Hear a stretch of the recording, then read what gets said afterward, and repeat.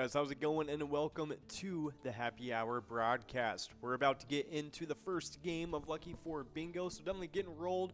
Over $40,000 is going to be available on that game, so definitely watch out for that.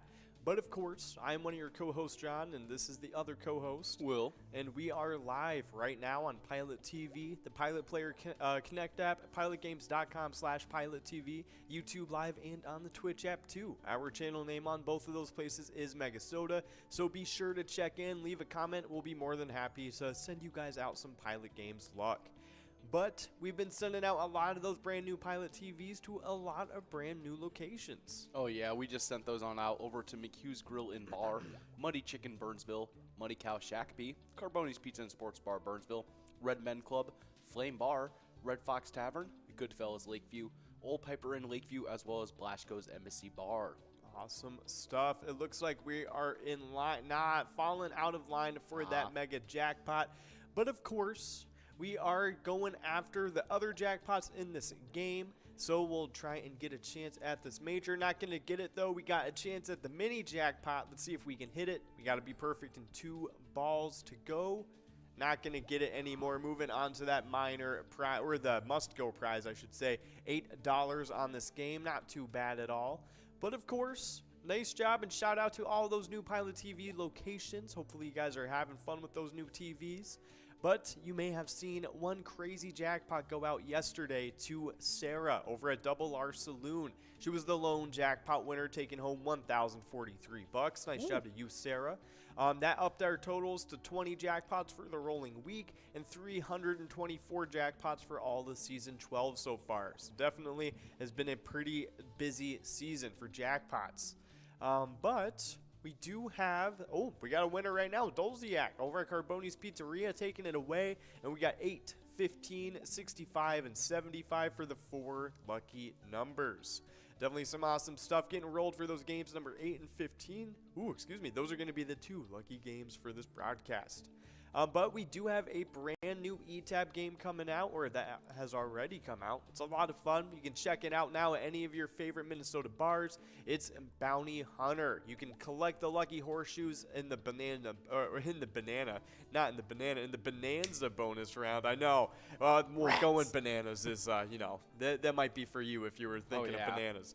But of course, that's a really great bonus round, the Bonanza bonus round, or you can try your luck and pick out a lucky door in the Saloon door bonus round. So definitely some pretty cool stuff. Check out the Bounty Hunter game. It's always a lot of fun.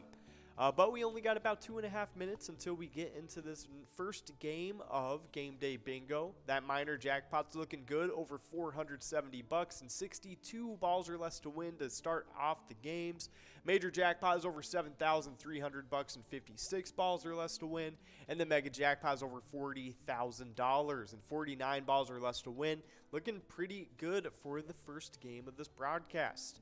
But of course, we got a lot of awesome stuff going on our Facebook page. Oh yeah, and if you want to go give us a like and follow on our Facebook page, you'll be able to keep up with everything Pilot Games. You just got to search up Pilot Games and you'll be able to see our logo. That way, you'll also be able to see weekly bingo schedules, event details and reminders, big progressives, player pictures, and so much more, like previews of those e-taps when they're about to release. You guys can also click on the website link on our Facebook page to see our link tree that has links to bar locations, all of our social media, and so much more. Yeah, 100%. Definitely check us out on there. Don't be afraid to send us a message if you got any issues going on. We'll be more than happy to help you out. But of course, we got a whole ton of stuff going on all throughout the day, including a whole lot of bingo. We started off with some Vikings bingo, the 25-cent edition from 12 to 1 p.m. During that time, you can get a chance at that jackpot over $2,000 going into tomorrow. It's going to be at 52 balls or less to win, so definitely check that one out. It's always a nice chance at a jackpot. Up next, after that, Game Day Bingo starts off from 1 to 4 p.m., the 50-cent edition, just like we're playing right now. During that time, you can get a chance at the same minor, major, and mega. At the end of the 1 to 4 at the end of the 1 to 4 time slot, all the prizes will be moving on into the happy hour broadcast, and then that's when we can start earning some points for those happy hour standings. Of course, during this happy hour broadcast, though, we got a whole ton of stuff to get into. Oh yeah, we start off with that first game of Lucky 4 Bingo right at 4 o'clock, where you guys took a stab at taking home over $40,000. Sadly, no one was able to take that jackpot home, but not to worry, after 23 games of Game Day Bingo, these 50-cent cards, you guys will be getting a second shot at that at 6 o'clock. During these 23 chances, you guys will be going after this minor jackpot, starting off the day at $489. You guys can take that home in 62 balls or less. That major prize is going to be starting off the day at $7,376. You can take that home in 56 balls or less.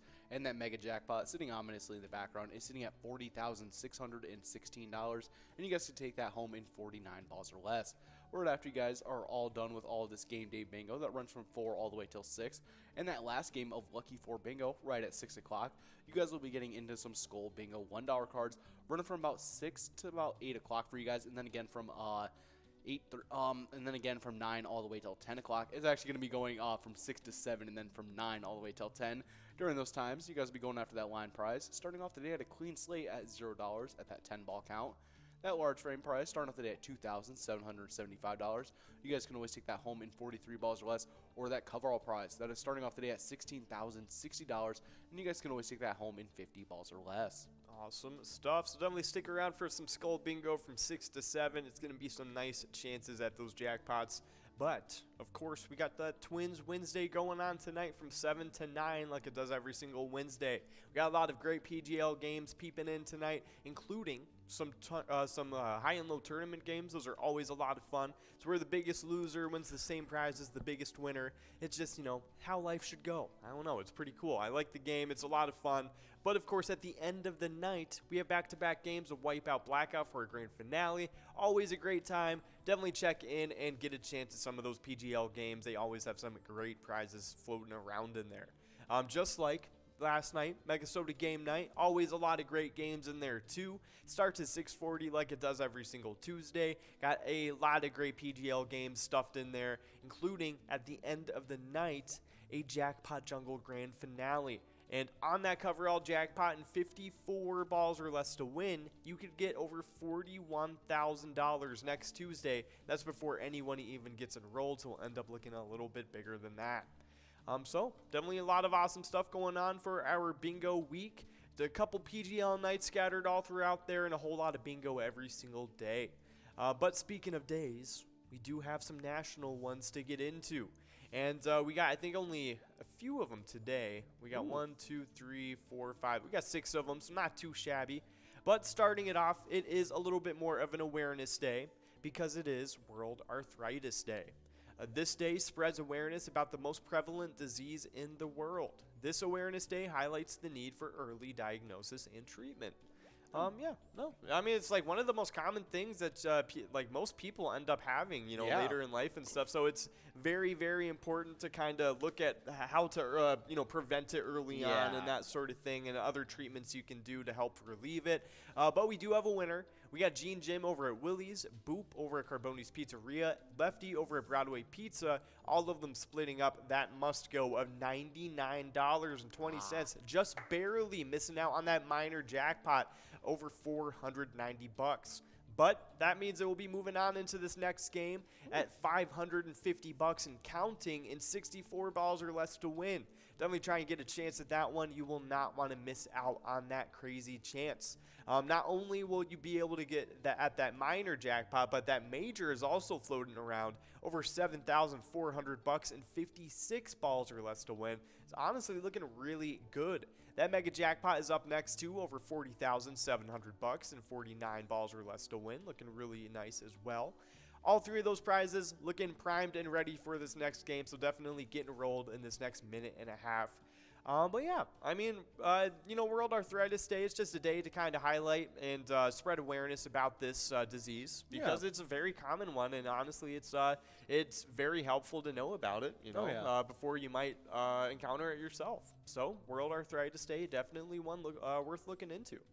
But we do have some more national days to get into because this next one, since it is a Wednesday, is a National State Day. Oh yeah, and this Wednesday, we're celebrating National Vermont Day. On October 4th, the Green Mountain State is recognized on National Vermont Day. It is the 14th state to join the United States, and the state derives its name from the French words vert for green and monts for mountain. Awesome stuff. That's pretty fun. Yeah, I don't know many Vermont facts. Yeah, I'm not too sure either. We were looking at some pretty cool ones earlier, and it's a pretty cool state. It's Vermont's pretty sweet. Let's see, what's one I can I'm trying to think if there's any like that were memorable that I could actually like think of right now. Yeah. The ratio of cow to person is like the highest in the nation. Oh yeah, isn't there It's like like- more cows to people? No, it's like 1 cow per 3 people. Oh, that's which is not- still like very, very significant. Yeah, that's pretty high. Yeah, no, it's insane. But yeah, we'll look up the fun facts we were looking at. Let's take a look okay, here. I think this one was good. I think this one was the one we looked at. All right, so Vermont's name, obviously, it was Green Mountain. We just learned about that. That was a pretty cool one. It was the first admitted after the 13 colonies, so that's kind of cool. The first to reach statehood after the fact. They were also their own country, by the way. Ooh. Yeah. No, it's crazy. They were founded in 1777 in the Vermont Republic. That's what they went by. They operated a post office, issued its own currency called Vermont coppers, which is cool, to be honest. Yeah. And they abolished slavery before, like, anybody else. That's awesome. Well, I'm surprised we don't have a football team in Vermont called like the Coppers or something. Yeah, that would be a cool one. That would be Yeah. a really cool one. Honestly, man, yeah, that would be pretty cool. Only Vermont a year doesn't get any after sports love, the though. U.S. became. Yeah. Yeah. Wow. Yeah, exactly. No, 1776, they were like, you know what? You guys are whatever. We're just going to branch off real Yeah. quick. They're like the mini Texas. Yeah. Yeah. Mini Texas. Yeah, I mess with Vermont for that. Are there any sports teams based there? Hockey or anything? I don't think so. No, I can't think of any off the top of my head. It's just not enough of a population. Yeah. I wonder if they have a soccer team. They might. I feel like that's. Vermont Pro Sports. Let's take a look. The Middlebury College Rugby Club. The nope. Yeah, I don't think there's anything in there. Interesting. Yeah, it's, I mean, not too surprising. I wonder if, here, let's take a look what college sport. They could have college going on there. Yeah. Vermont. Let's see. College sports Vermont. List of college athletic programs. Yeah, the only Division I school they have is University of Vermont. And I don't think they've ever been anywhere. It's it's an agricultural college too. I don't know. Honestly, I'm surprised they don't have big old farm dudes just rolling people around on the football team. I know. Like invent your own sport or something. Yeah, seriously, that's super funny though. Yeah, Wow. That's pretty cool. That's funny that they only have one Division I school. Yeah. Yeah, Pretty interesting. Pretty interesting. But of course, Vermont, even though they only got one D1 school, they are the largest producer of maple syrup in the U.S., producing over 500 gallons a year. Wow. I mean, they got to make room for all those maple syrup trees, I guess. Not enough room for colleges. Oh, yeah. But of course, we do have Lefty over at Broadway Pizza Maple Grove taking away that minor jackpot. Over $659 going straight to you. Lefty over at Broadway Pizza. Nice job to you. Not too shabby. But of course, keep in mind, even though that huge minor prize just went out, that must go of $134 that is still sticking around is going to be bigger and better than ever going into this next game. Not only that major jackpot is still sticking around at 56 balls or less to win.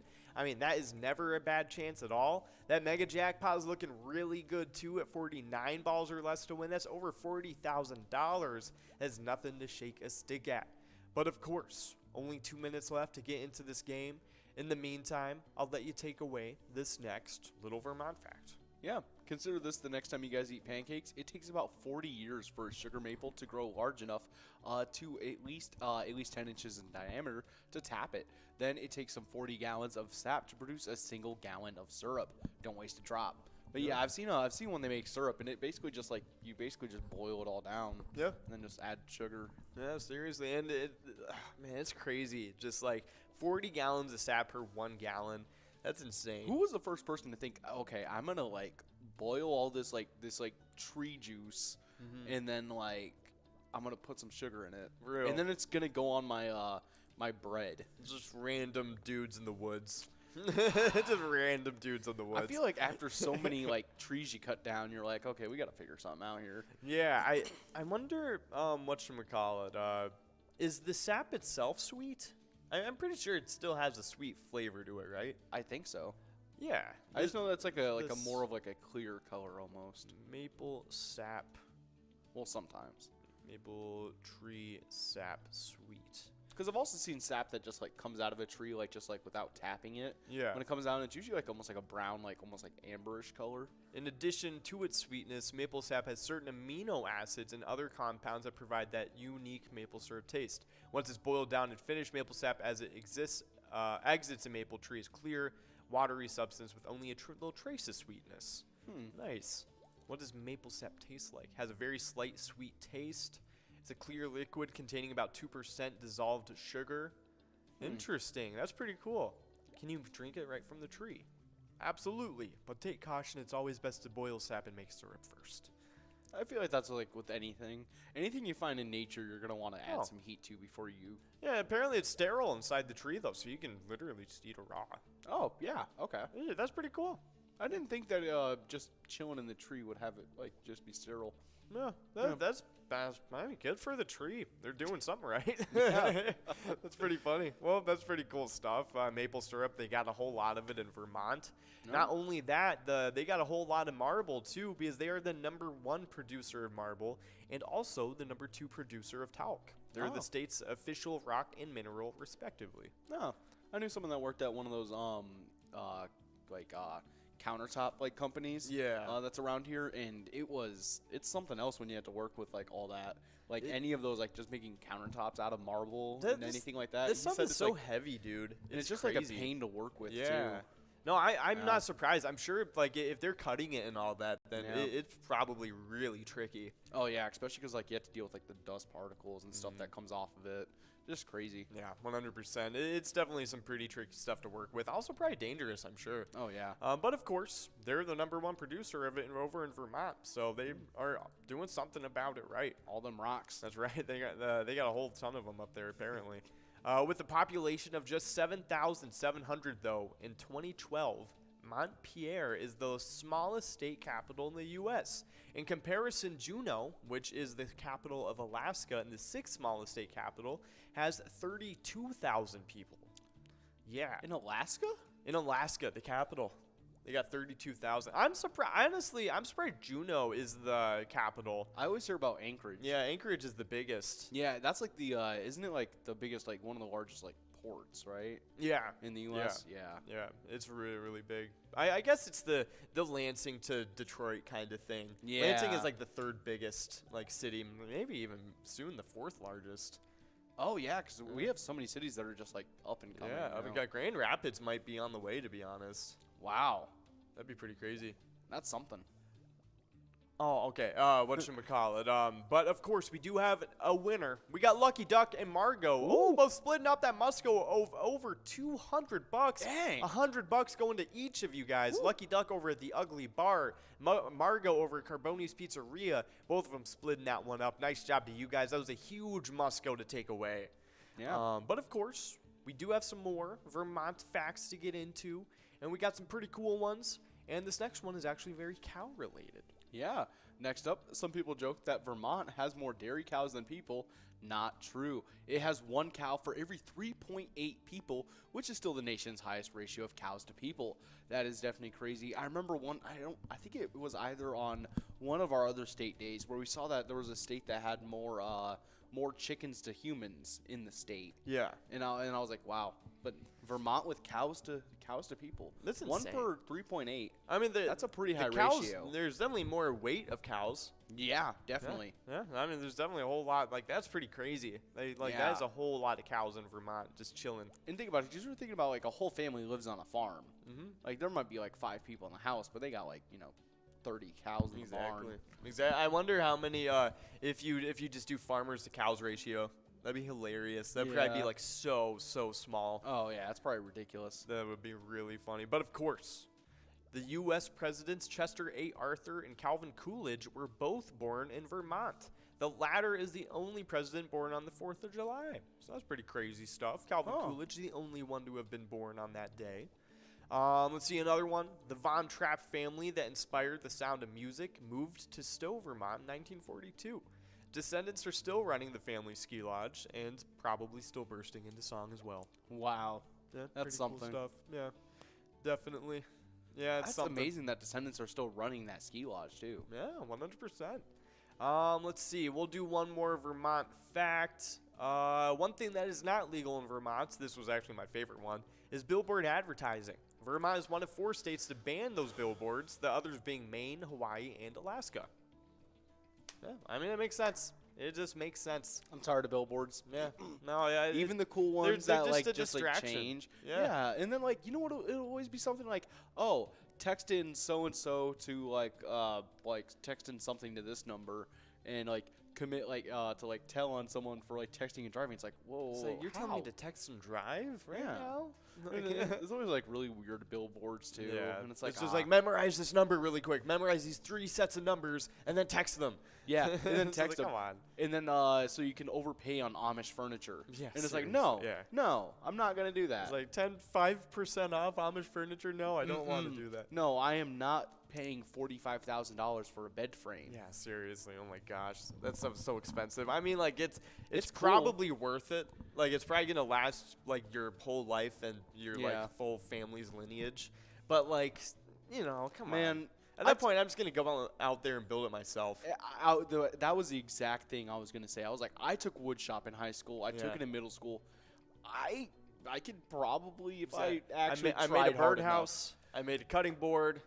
I made Oh, I yeah. made a little like a cabinet, like a small square one. Yeah, I could probably do it. I've made like a table, a cross stick, That's right. a house. That's right. Yeah, I That's think right. I think I can make like some like Just expand it, and you can make a big house. yeah, exactly. I'm just saying. Yeah. Come on. I'm just saying, everybody, that it's, I don't know. For some reason, people just don't feel like making their own furniture. Yeah. But of course, Vermont also has only one telephone area code, so it makes it really easy. That is amazing. It's really, really Geniuses. cool. Oh, it's awesome. It's great. I guess how large is Vermont? I never really thought about that. It's pretty small. It's like one of the smallest. Okay. I don't think it's like top 3 though. I think it's like Yeah. Oh, okay. Um, That's okay. yeah. Sometimes I forget exactly where Oh, yeah, Vermont which was. one it is. And I was like, yeah, smack dab right in New Hampshire. Yep. Yeah. Definitely pretty cool stuff going on with Vermont. But hey, happy National Vermont Day, everybody. Yeah. Go forward into this day thinking like a Vermontian. Yes. Yep, that's right. Do what a Vermontian would. But up next, it is another national day. It is National Savings Day. And this day sets aside October 12th to recognize those who value the act of saving and to provide simple steps to show getting started is not as difficult as it may seem. Yeah. Yeah, pretty cool. Yeah. I'm probably going to ignore this day like I normally do. Oh, gosh. Why would I have a savings account when I could have a Lego Millennium Falcon? Exactly. I It's would It's never. the simple things. Exactly. But of course, we do have juice over at JT's Corner Bar and Grill taken away. That must go of $69.60. That is not bad at all, juice. Nice Okay. job to you. But yeah, I mean, like, it's definitely a day. Like, you might as well just like look. Like, if you really do like need to save up for something, take this day as a reminder. Oh, and yeah, just, like get it maybe started. set aside the notes. Be like, okay, like this is what I got to spend. This is what I got to save. Blah blah blah. yeah. I mean, it's just one of those things. It doesn't take too long to sit down and sort it out. It's just one of those No. things that getting around to it is the part that sucks. Yeah, it's just like actually like setting yourself down for that time to actually do it. So yeah, if you have like something that you actually need to start saving for, whether it's like even if it's something you want to start saving for, like a trip or anything like that, today's definitely the day to finally like get that started and be like, you know what, I finally will toss $5 into the pot and not take it out later on throughout the week. Exactly, because I wanted a $5 box from Taco Bell. Yeah. Oh man, those it's either that or those the $5 Phillips at KFC. Oh, the fill-ups are so crazy. Oh, those get me every time. I always because get every time the- I'm like, oh, it's $5. Yeah. I'll be fine. It's $5. I always get the $5 fill 'em up and then the 2 Chicken Littles, and I'm like, it's Oh. like great. It's It's like a almost perfect always meal. it's like exactly $10. I think Oh. it was exactly $10 until they upped the price of the bowl by Yeah. like 99 cents. Are the famous bowls more expensive now? Yeah, they're like $5.99. I'm pretty sure. I will never buy a famous bowl again. Mm-hmm. That was like $5 and like it was like $5.63 for that, a drink and a Well, I cookie. mean, the thing, yeah, like it's still like it's only like a 2-cent upcharge to get the meal though. Yeah. Which is like I can respect that, but like I why? could- yeah, like because at that why point- even bother at that Oh point? yeah. But yeah, no, it's some pretty interesting stuff. But hey, happy National Savings Day, everybody. Maybe take today and finally get around to doing that savings plan you've been putting off. But up next, it is a pretty good food-related holiday. Before we get into it, though, we do have only about 40 seconds left to get into this next game of Game Day Bingo. That minor prize is over $250 and 56 balls or less to win.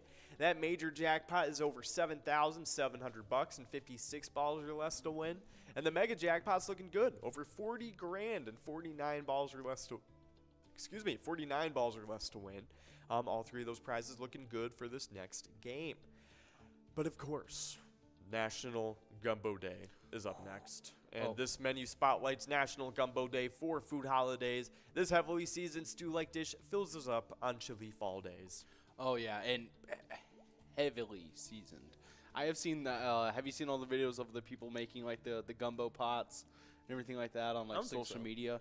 Oh man, I see them all the time, and they go crazy. It's always these like massive pot, like bigger than the pot that Kevin used in The Office, like at least 3 times the size. That's so funny. And then it's like I've seen 3 or 4 like pounds before, of like the shrimp going in, and then like a whole like the whole container of Old Bay gets opened up, and it's like that's crazy. Throwing all the vegetables, but it always looks so good. Oh no, I guarantee it is super super good.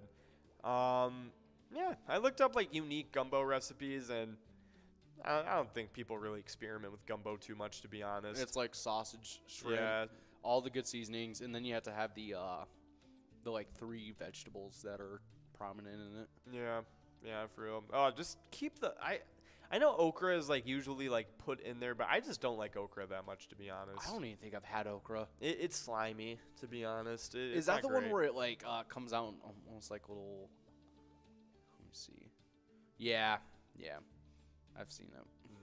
Yeah, it's not super good. I'm not a huge fan of it, to be honest. But people do love okra, though. So I mean, like, it's just one of those things. That's an okra T-shirt. It's like just why? It's so funny. Oh man, but yeah, I mean, I do love gumbo though. Like gumbo's good. I remember I saw it as a kid, and I was like, I just saw shrimp and sausage like in like a soup, and I was like, there's no way it's not good. No. And I liked it a lot when my mom made it. I like badgered my mom for like weeks to make it. After I said, because I saw it on a picture at a restaurant, I didn't want to order it because it was expensive on the menu. Oh yeah. And then I was just like, when your parents like, would talk you out of what you wanted to eat at the restaurant. Yeah. And you were always like, oh, I was good with getting this other thing, but like I just saw the picture of it, and I was like, wow, that looks really crazy. Oh yeah. Yeah. Man. Oh yeah. Did she have to like learn how to make it and all that too? I don't know. She just made it I was like a kid, so I just remember like badgering her, and then like one day she just made it, and I was like, yes. Oh, yeah. It was like super super good.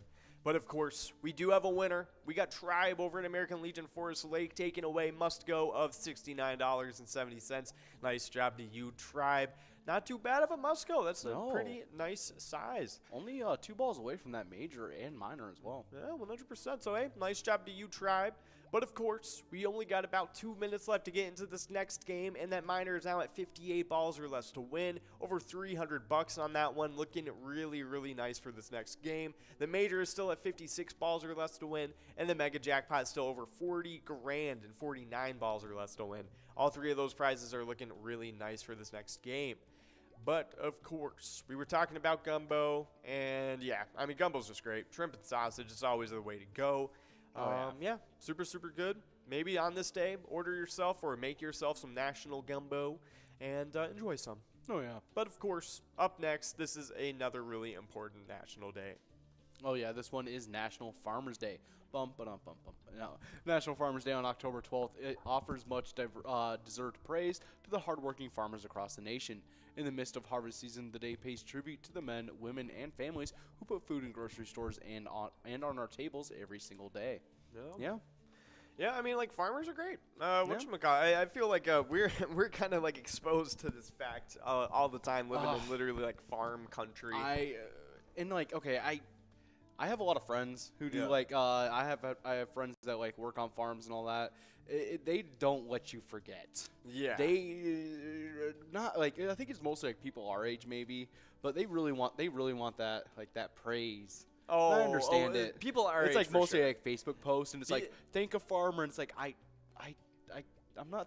You're my age, man. I'm not gonna like walk up and like shake your hand. Yeah, no, I feel like because like whatchamacallit, like older people just like it's their profession. And, oh yeah, I mean? They just do it and stuff. But like younger people, I feel like there's still this like that amount of novelty to it for them. Yeah, they almost like still want that pat on the head, like little good job.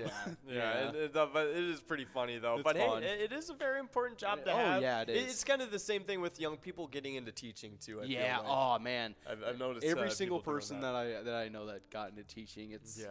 It's always like first day in class, second day in class. It's like an update like every day of the week. Yeah. Their first school year though. I mean, it's just because they're so though, excited about it. And but then, like, and then they realize after the first year, it's like, wow, this is gonna be just your grind. This is year after year. Yeah, exactly. I feel like it's after that like second or third year that I stopped seeing like posts from my friends who became like even like substitute teachers. They're like, and I want to message and I'm like, hey man, are you doing all right? Yeah, for real. It's just like this class has got to me, man. Oh man. Like they had that one demon class, you know what I mean? Like their first year. Oh man. It's like just like me and my friends. It's so funny because like I always heard teachers talking about those grades, you know what I mean? But like, oh my gosh, the class of the so and so year is like crazy. It was always great when they mention the exact year and you're like I know people from that grade and you're like, who was in your class or like something? Who was it? And then they say like, oh yeah, if they'll say names in like especially a small town,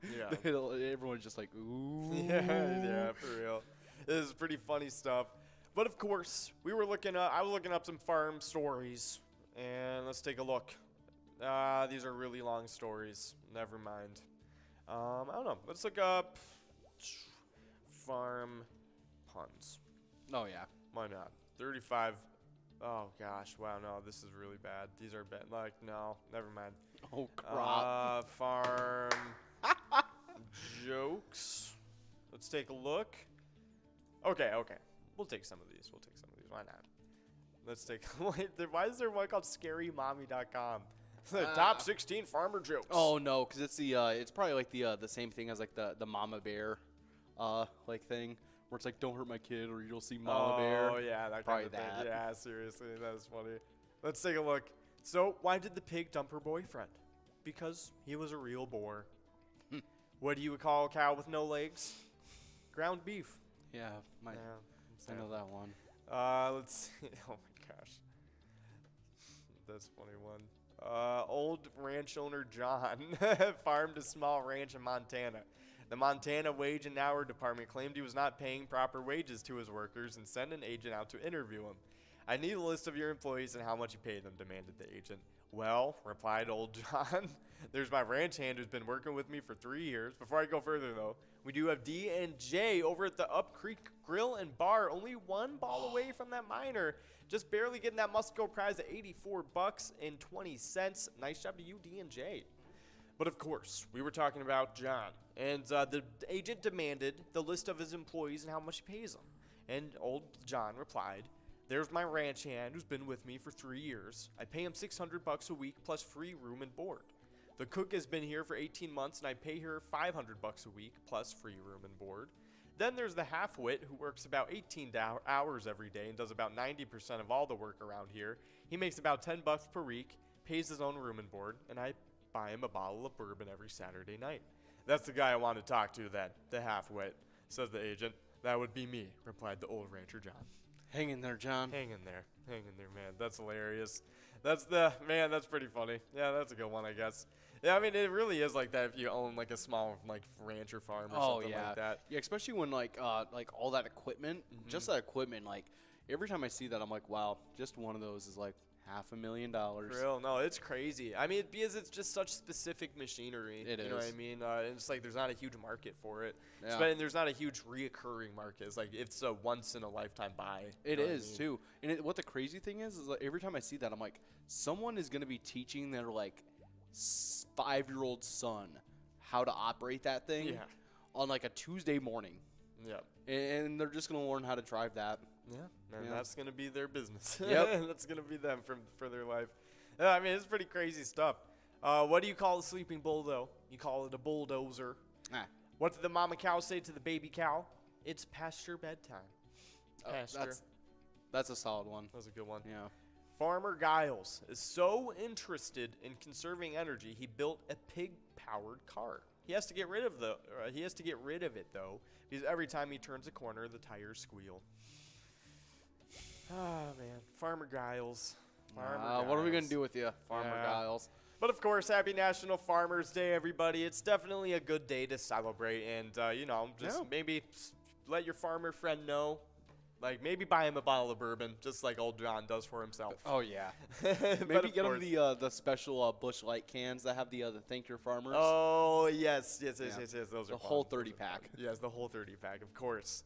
But yeah, happy National Farmers Day. It's definitely a good one. This is definitely a very fun one to get into. But up next, this is another good one. Yeah. This one is National Free Thought Day. Annually on October 12th, National Free Thought Day encourages people to be free thinkers and base their opinions on facts, science, logic, and reason. No reason to do that. Yeah, come on.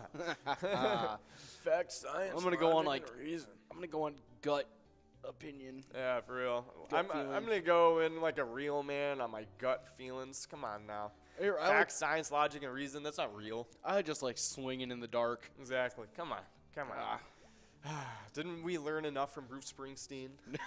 Jeez, guys. But come on. Free Thought Day. I wonder what brought this up as a national day. I don't know. Probably some person that's like, Big Brother's out to get you. Oh, gosh. Let's take a look. Free Thought Day. Let's take a look. I mean, it's good, Yeah. It's like, hey, remember to think. Free Thought Day. So, it might have something to do with, this actually has a little history to it. Okay, so this is interesting. So the seminal event connected to Free Thought Day is a letter written by then Massachusetts Governor William Phips, in which he wrote to the Privy Council of the British monarchs, William and Mary, on this day in 1692. In this correspondence, he outlined the quagmire that the trials had degenerated into, in part by a reliance on evidence in quotes, of a non-objective nature, and especially spectral evidence, again in quotes, in which the accusers claimed to see devils and other phantasms consorting with the accused.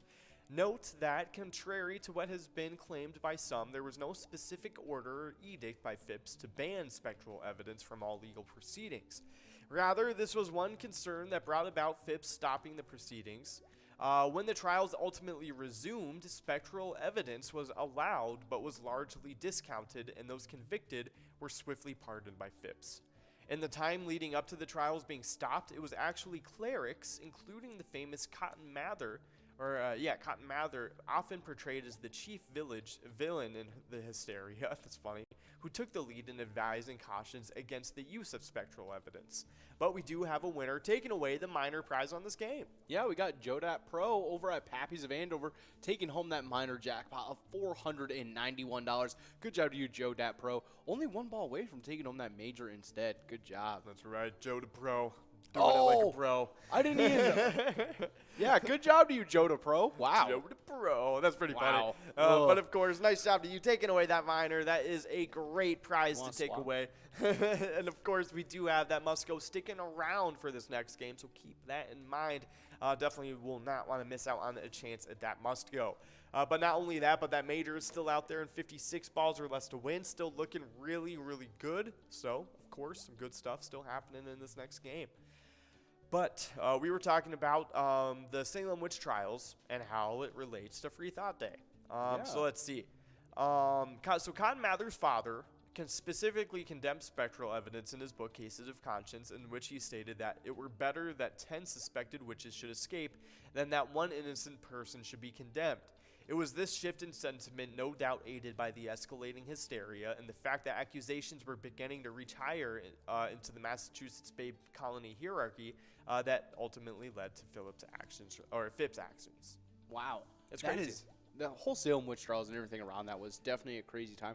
And did you hear that archaeologists actually had recently dug up a person who was given like a vampire burial. Oh, I don't think it was anywhere in the U.S., but they yeah. found like the scythe that blocks the neck in case if they ever like rise, That's and then crazy. their like big toe or something was shackled, Oh. and they couldn't see any reason why they would have like buried them except for the fact that they just had like one tooth that was like right in the middle that grew longer than the rest, and it was still flat like a normal tooth at the bottom. Like, Yeah.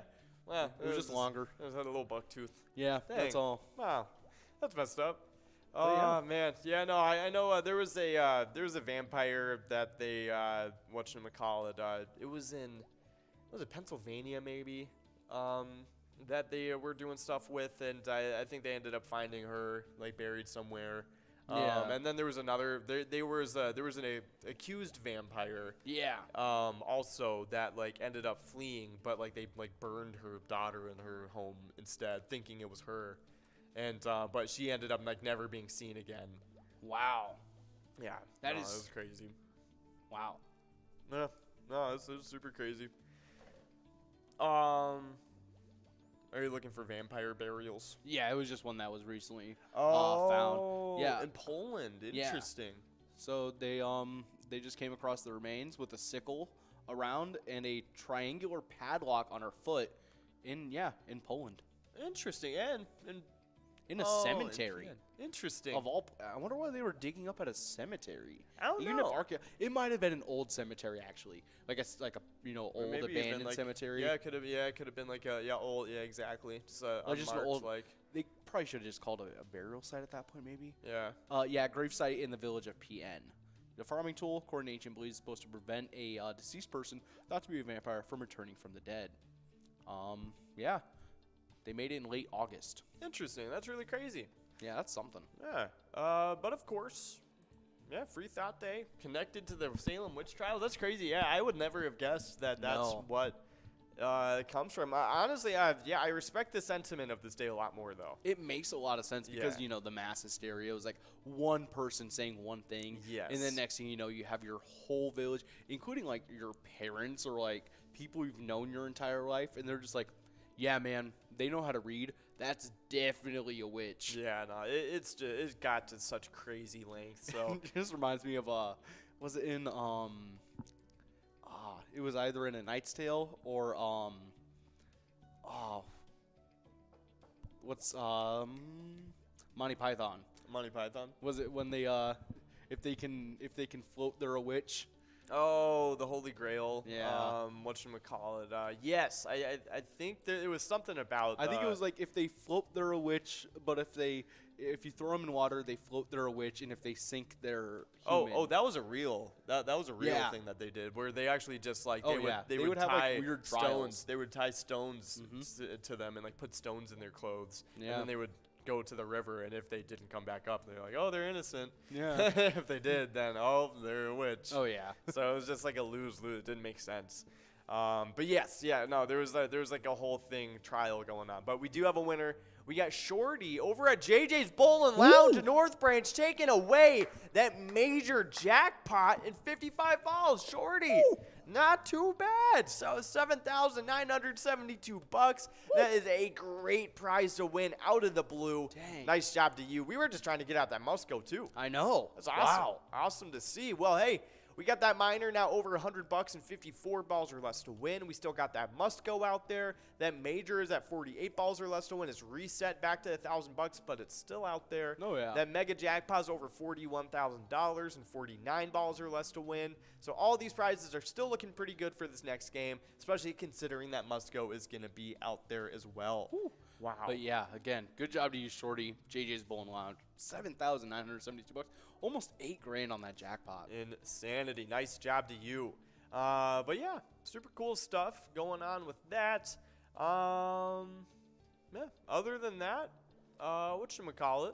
Yeah, happy National Free Thought Day, though. Definitely a cool one and an interesting one to look into and learn about, too. Oh yeah. But, of course, only about a minute and a half left to get into this next game. And in the meantime, we got a little bit of Minnesota Twins news to get into. We ended the season off 77-84 on the season. And we lost some stuff again because the Twins lost 3 players on the waiver wire on Tuesday. Outfielder Jake Cave was claimed by the Orioles. Infielder Jermaine Palacios was claimed by the Tigers. And the catcher Caleb Hamilton was claimed by the Red Sox. The Twins also removed 2 pitchers from the 40-man roster, Devin Smeltzer and John Romero. A huge loss with Devin Smeltzer, just in the fact that his last name is a little funny. Yeah. My those neighbor kids that I taught how to ride bikes, that Smeltzers. Yeah. Yeah. And now, like, think about it. It sounds like seltzer. So, like, you know. Sure, Smeltzer seltzers. I told him he can make. I should told him to make his own. They should have made a brand, Yeah. They should hop on that. Yeah. Do that. I'll let him know. Honestly, I'd just do it myself and I'll sell just them change the my name. name. Yeah, I don't even need to change my name. Yeah.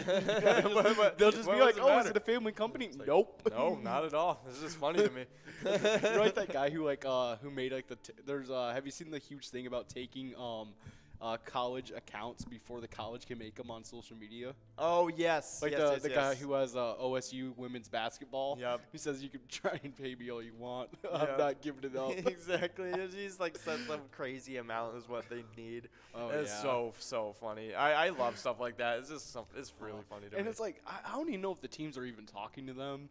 But just like even like acting like that, it's like that'd be a funny thing to be through. Well, dude, honestly, like it's like realistically, like if the colleges knew what they're doing, like they would just like make like instead of like like Alabama football, be like real Alabama football, or like you know what I mean, like Alabama football college or something like that. Oh yeah. Yeah, like just put an some emoji next to of it, or like they could be like Alabama, like what year established. Yeah. You know what I mean? Like there's a lot of different things they can do with it. They'll definitely figure out their own. I Most agree. of them are just using like the college and then sports after. They just use it all on one channel, which honestly, smart move. Yeah, exactly. I mean, it's like this the default, like that's what it should be. But you can definitely you can find some other variant names. I feel like to avoid paying $500,000 to a random TikToker, some random 18-year-old. Exactly. But of course, we were talking about the Twins, and not a whole lot went right with the Twins this season, unfortunately. Things are starting to distance them. The Twins are starting to distance from Carlos Correa. It's not really looking good, to be honest. Let's see. Other than that, we fired the medical personnel dude, so that was actually kind of a good move. Other than that, not a whole lot going on. Just kind of sucks. A little bit. Got rid of our medical personnel guy? Yeah, because we fired him because that's kind of I think what they're blaming this season on is just injuries and the consistency of them and how dudes were coming back still injured. Yeah, especially namely Byron Buxton, and so also there are other repeat injured dudes who were just it was just kind of like what, but yeah. Jake Cave, interesting. But whatchamacallit? He opted out of his contract. Yeah. He's officially said it? Yeah, he officially said it, yeah. Wow. Whatchamacallit? Anyone else, blah, blah, blah, blah, we might not opt out of his contract. So it was always silly, but it definitely got squashed when he compared himself to a high-priced item. Yeah. But we do have a winner. We got Jeep 360 over at Babes in Lakeville taking away $220 on that must-go, going all to you, Jeep 360. Nice job. That is a great little prize to win on that must-go. I mean, not little. It's bigger than the minor. It's insane. Nice job to you, Jeep 360. But, yeah, it's... But Carlos Correa said to El Nuevo Dia newspaper that he'll opt out of his contract with the Minnesota Twins when he's eligible to do so after the World Series. Let's see. The entire reason Carlos Correa signed a 3-year deal with the Twins with an opt-out after each of the first 2 years was so that he could hit free agency again soon as long as he was healthy and do so without having draft pick compensation attached. He stayed healthy this year. He produced reasonably well. He's 28, so yeah, he's opting out. The Cubs is going to be in the market. Whatchamacallit? There's already reported concerns out of Minnesota, so there's people saying that They were scared the Cubs would be the favorite for him too.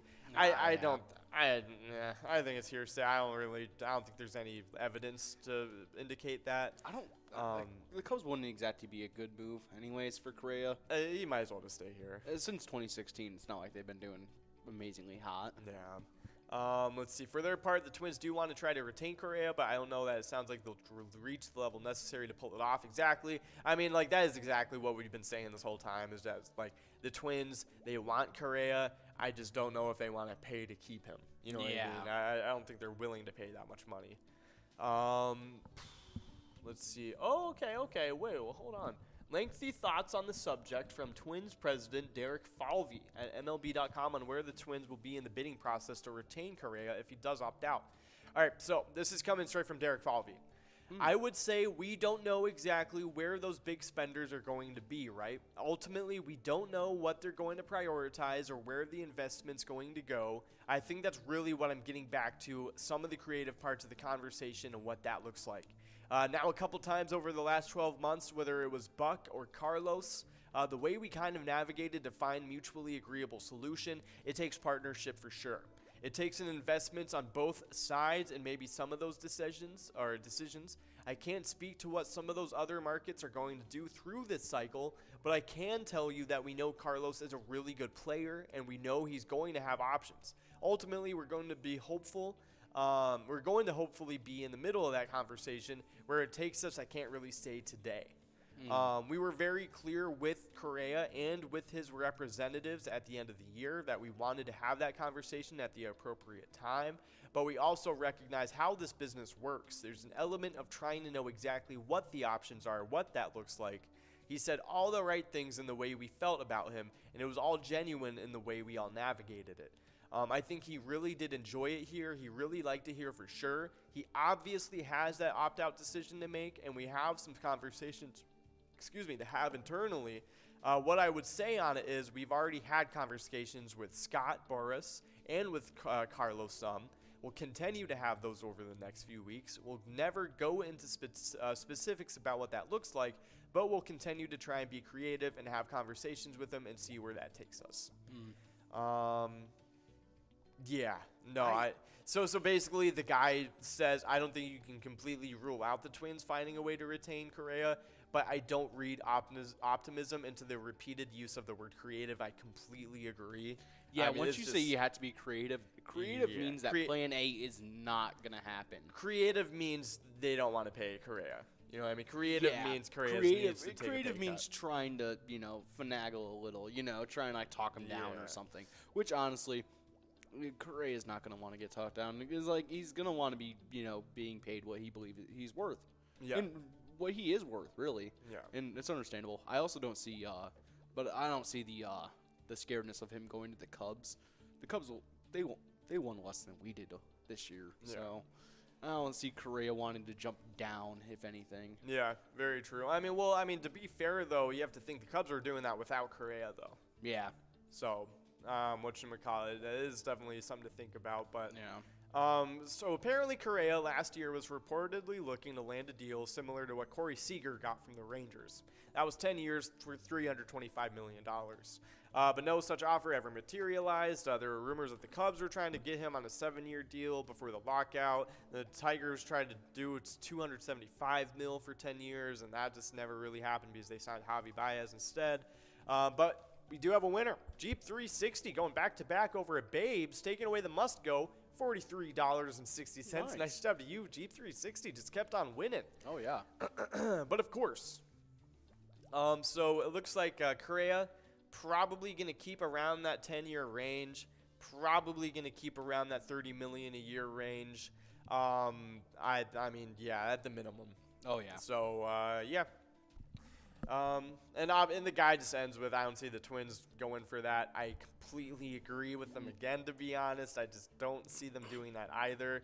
The Twins are not a franchise that is known for spending money on big names. You know what I mean? So that's why it was... Right now, there's all this other things. We got to get our pitching room set up as well. And, man, dropping all that on Carlos Correa would definitely seem like something they have to think about. Yeah, exactly. And I mean, that's the thing, especially considering baseball is the only sport without like cap space. Yeah. So it's like, I mean, they can spend however much money they want, but it's like they want to make profit. You know what I mean? Yeah. They want to make money. They would rather make way more money than make way less money. You know what I'm saying? So like, at the end of the day, it is a business. Exactly.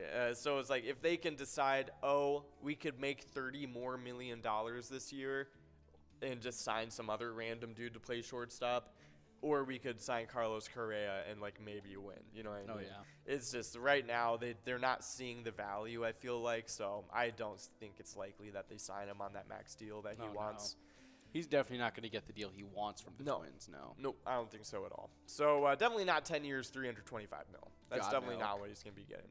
But I mean, like I think he's probably get him season tickets. Yeah, no, seriously, like we'll get you 5 years, $10 season tickets. Free meal each time you come in. That's right. Meal coupon, free large drink with the purchase of a hot dog. Oh yeah. But of course, we do have an E-Tab game we partnered up with the Twins for. It's called Twins Win. You can play it today wherever Pilot games are played.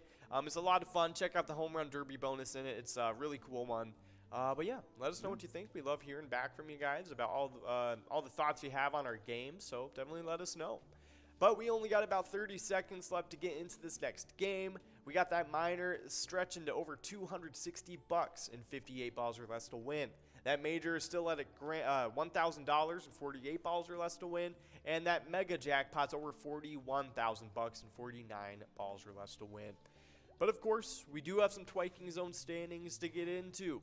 And of course, this is what you guys earn when you play lunch hour bingo from 12 to 1 every day for Vikings bingo. And I'll let you take away the players. Oh yeah, kicking us off in 10th place on the player side of things, we got 10th place T-Bone over at Poppers with 99,000 points. Shortly ahead in 9th, we got Kirby over at VFW Blaine with 100,000 points. With 103,000 points in 8th place, we have Red over at American Legion Fridley. In 7th place, we have Caribou over at Cooper's Restaurant with 122,000 points. With 135,000 points in 6th place, we have Tez over at Poppers. In 5th place, we have Loser Dave over at VFW Spring Lake Park with 191,000 points. In 4th, it's Sinbob over at Corky's Bar South Haven with 197,000 points. With 213,000 points in 3rd place, previously in 2nd, getting pushed back again, it's Scrub Eye over at American Legion Fridley. In 2nd place, previously in 3rd, actually pushing Scrub Eye back, it's Nan over at Corky's Bar South Haven with 216,000 points. And in 1st place, able to hold on to that spot, it's Mikey Wins over at Steve-O's with 233,000 points. Awesome stuff. Nice job to you guys in the top 10 and able to stick around in that top 10 as well. So nice job to everybody. But we are going to get into those location side of things. Starting it off in 10th place, we got Halfley's Bar in Richmond with 105,000 points. 9th place is Steve-O's in Crystal with 113,000 points. 8th place is Carboni's Pizza, CR Billiards in Coon Rapids with 120,000 points. 7th place is Miniger Sports Hub in La Crescent with 123,000 points. 6th place is Our Place on 3rd and Faribault with 236,000 points. 5th place is VFW Blaine with 239,000 points. 4th is Poppers in Virginia with 345,000 points. 3rd place is Corky's Bar in South Haven with 401,000 points. 2nd is American Legion Fridley with 459,000 points. And 1st place is VFW Spring Lake Park with 560,000 points. So nice job to all the locations in the top 10. Same with the players. You guys are all doing some great stuff. But of course, we do have balls rolling on this game. And we got a winner. It is Jad over at Grandma's Lakeside Resort. And Tommy over at McHugh's Grill and Bar, both of them splitting up that Musco $49.40. Nice job to you. But of course, we have some awesome E-Tab games going on. Right now, we're listening to Diver Down. It's a really fun one, but we have a ton of other ones. Oh, yeah. If, going into the deep sea isn't quite your theme, we have over 70 different charitable E-Tab games you guys can check out and play anytime to win huge prizes up to $1,500. All these games have small bets between 50 cents and $5, and they all have awesome bonus and free play rounds that you guys can check out. So make sure you guys are going out there and checking out all those different E-Tab games and tell us what your favorite theme is. Yeah, 100%. I think Diver Down might be my favorite right now, to be honest. It's the really sound. Cool. It's very It's very like almost like therapeutic in the background, and then like you gotta look at all like the pretty like the coral and everything. I didn't even notice that there's an octopus hiding in the little reef right there. Yeah. I've seen the front of Diver Down like 30 something times by now. Never noticed that. No, it's pretty cool. I like Diver Down. It's a really fun one. I like ocean stuff too. So definitely go explore Diver Down. It's pretty fun. Check it out. But maybe let us know what your favorite ETAB game is. Leave a comment. We will send you out a little bit of Pilot Games luck if you do so. But we do have a little bit of music history to get into, because back in 1996, we had top three charting songs in the year 1996, and it was really cool. One of them was not really like the other. So it started off with Celine Dion, Falling Into You. Okay. Then it was Kenny G, The Moment. Ooh. And then, of course, in third place, Black Eyed Peas. it was Marilyn Manson, Antichrist Superstar. Yep. Yeah, good job, Marilyn Manson. Yeah, Able to get, he's something else.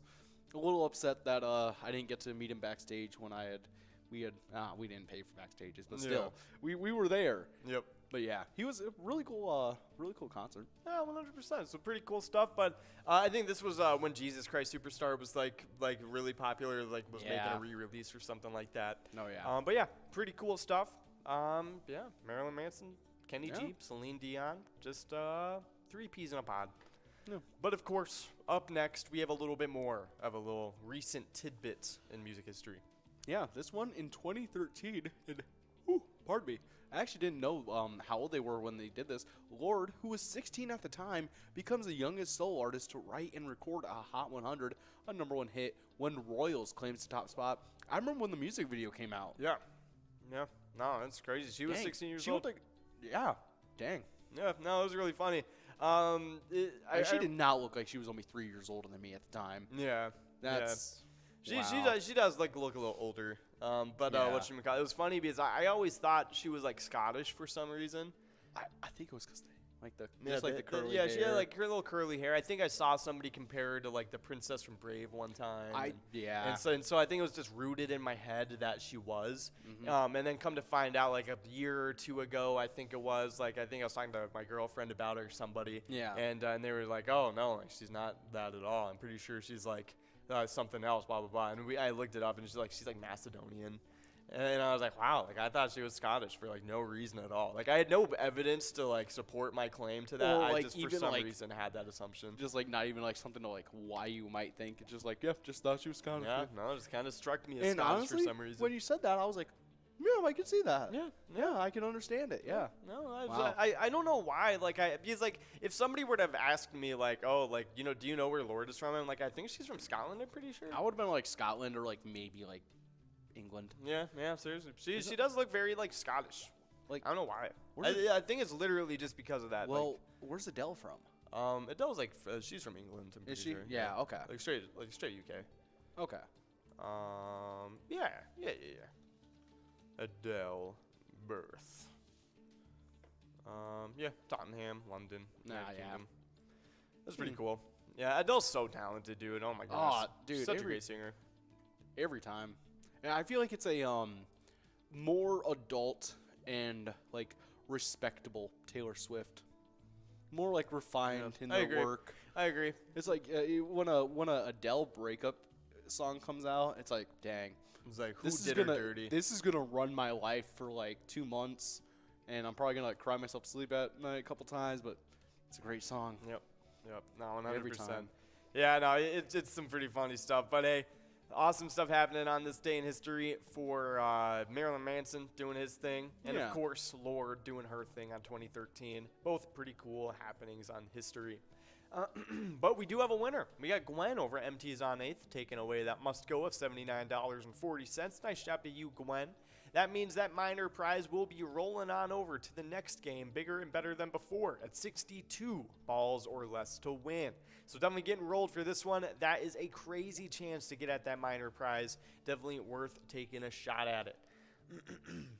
Oh yeah, definitely some awesome stuff. I was actually just looking into some of the like youngest artists. I wanted to see like a list for myself. Yeah. And I was just seeing like some of the youngest artists that reached the top 100. Wow, Lil Baby has 100 Billboard Hot 100 hits. That's crazy.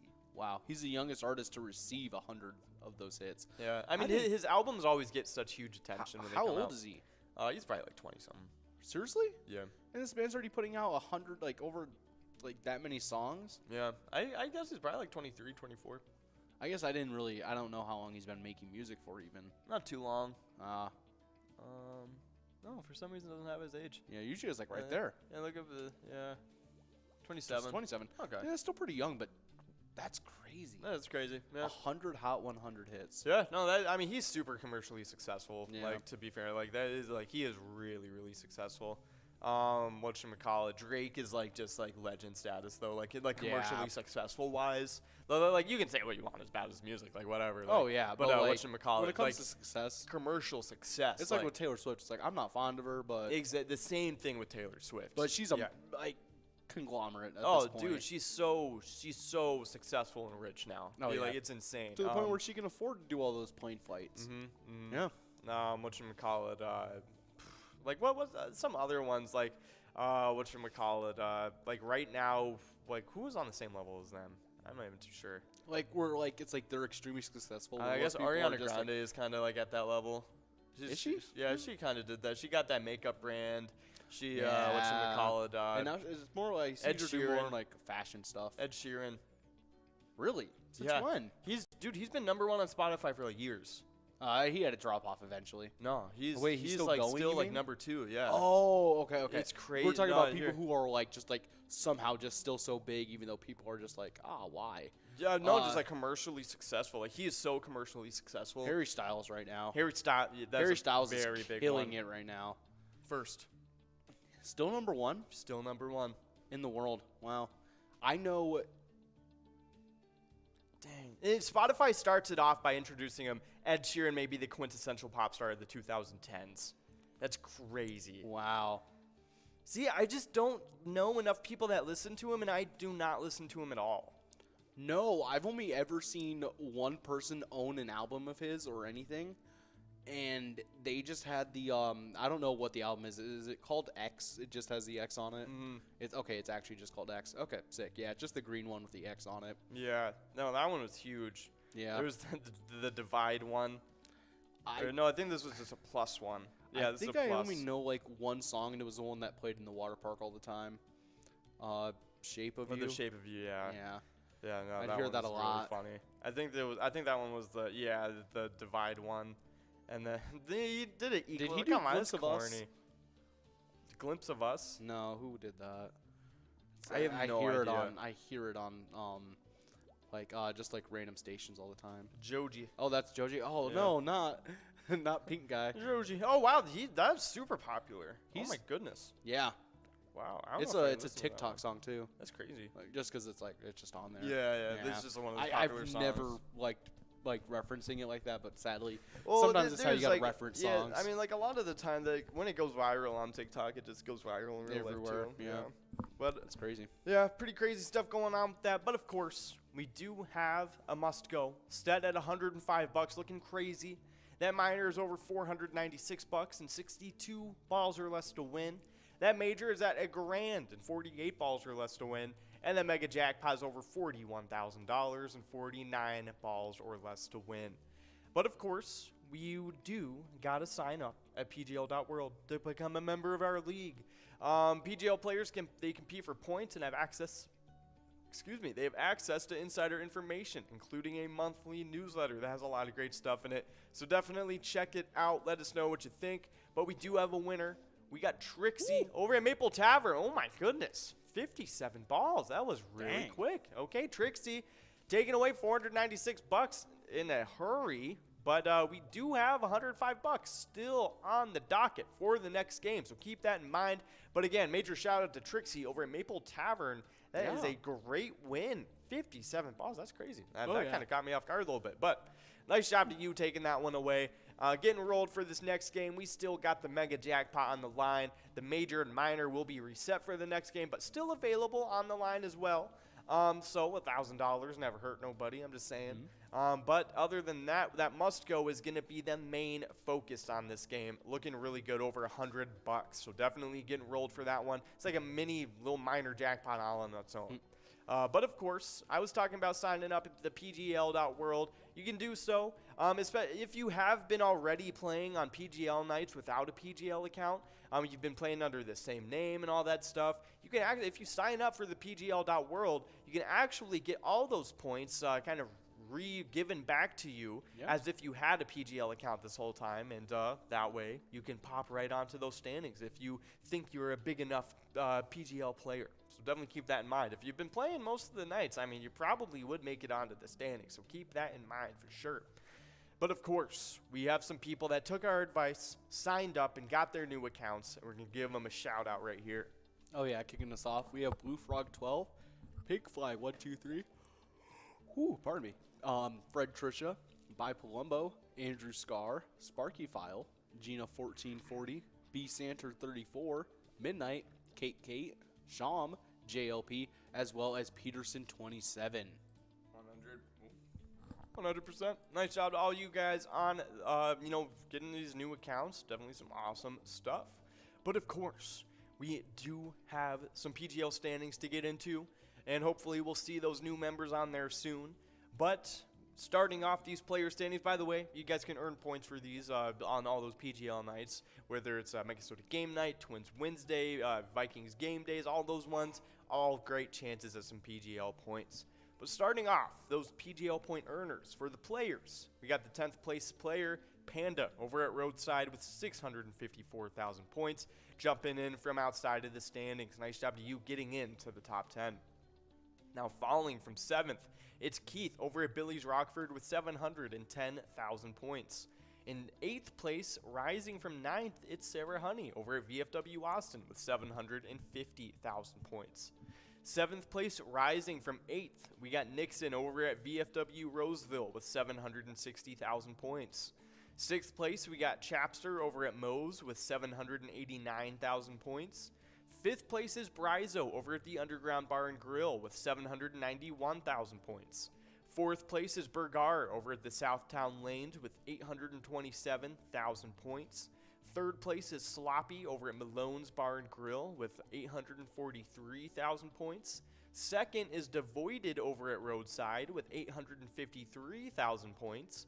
And 1st is Forget UD over at VFW Austin with 1,233,000 points. Right now, just in a league of their own. Nice job to the top 10 players. You guys are all doing some great stuff. But we do have some location standings to get into. But before we do, you can see we have the minor, major, and mega all on the line for this game. But that must go is still set at $151, looking really good. So keep that in mind. Get your bingo faces on. In the meantime, we got these locations to get into. Oh yeah, kicking off these locations in 10th place, previously 9th, we got Corner Bar and Grill Winstead with 2,076,000 points. In 9th place, previously in 10th, pushing them back, it's Cabin Bar in Nicolette with 2,079,000 points, only about 3,000 points ahead. In 8th place, we have LJ's in Miltona with 2,195,000 points. 7th is VFW Austin with 2,229,000 points. In 6th place, we have Friendly Buffalo and Big Lake with 2,232,000 points. With 2,256,000 points. In 5th place, we have Corner Pocket and Rice. In 4th place, we have Maple Liquor Store with 2,504,000 points. 3rd, previously in 2nd, getting pushed back, it's Poppers in Virginia with 2,746,000 points. In 2nd place, previously in 3rd, pushing Poppers back, it's VFW Northfield with 2,751,000 points. And in 1st place, holding on to that spot for a while now, it's Howie Sports Bar and Grill in St. Cloud with 3,565,000 points. Awesome stuff. Nice job to all the locations in the top 10. You guys are all doing some good stuff. But there it is. We got Tommy over at McHugh's Grill and Bar taking it away, $151.50. Not too shabby, Tommy. Nice job. That is a great must-go prize to take away on this game. But of course, keep in mind that minor prize will be clicking up to 54 balls or less to win, getting into the next one. And in the meantime, we got a little bit of Minnesota Wild news to get into. We had the New York Rangers versus the Minnesota Wild to look forward to. And the Wild are 6-2 in their last 8 meetings. We have some game prediction stuff to get into, so I'll get right into it. New York played on Tuesday and this game is the first game of a back-to-back for the Rangers.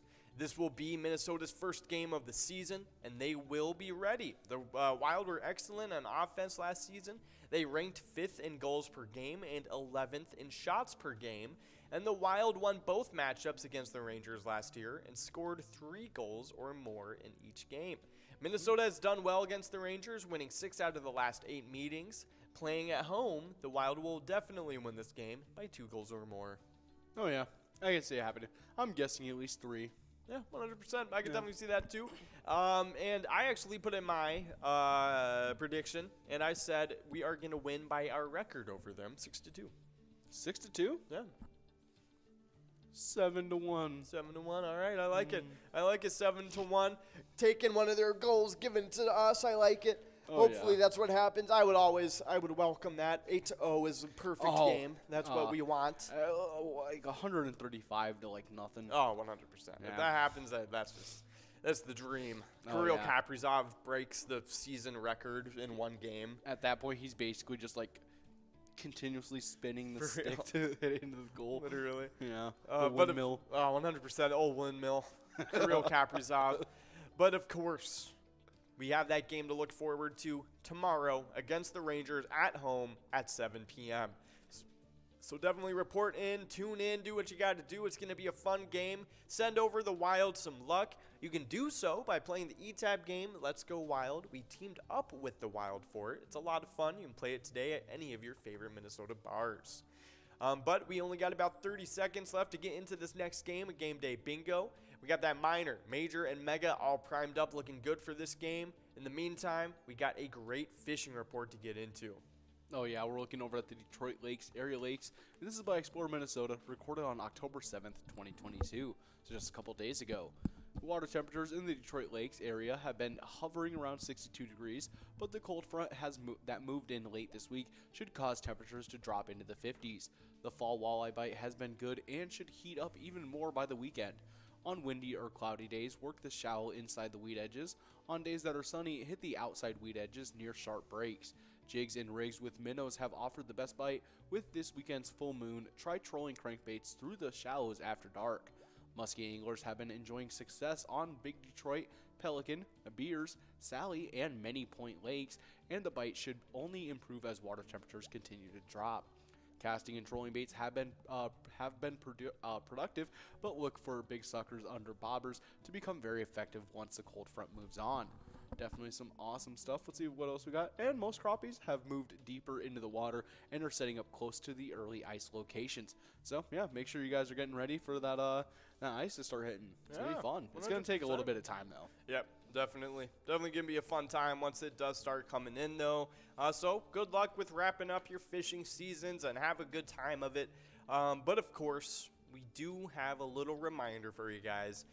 When you guys are playing pilot games, share any pictures you're taking with us. We love to get those pictures, see your smiling faces, whether you're taking a jackpot picture to brag to everybody, or you're just having fun with your friends and family and you're taking a picture of you playing some games. Send us any of those pictures, either on Facebook by sharing it, by posting it with the hashtag Pilot Games, or you can even send it directly to us on Facebook, or you can even email it to us directly at jackpots@pilotgames.com. So definitely some really cool stuff going on there. Send them in. We love receiving all those player pictures.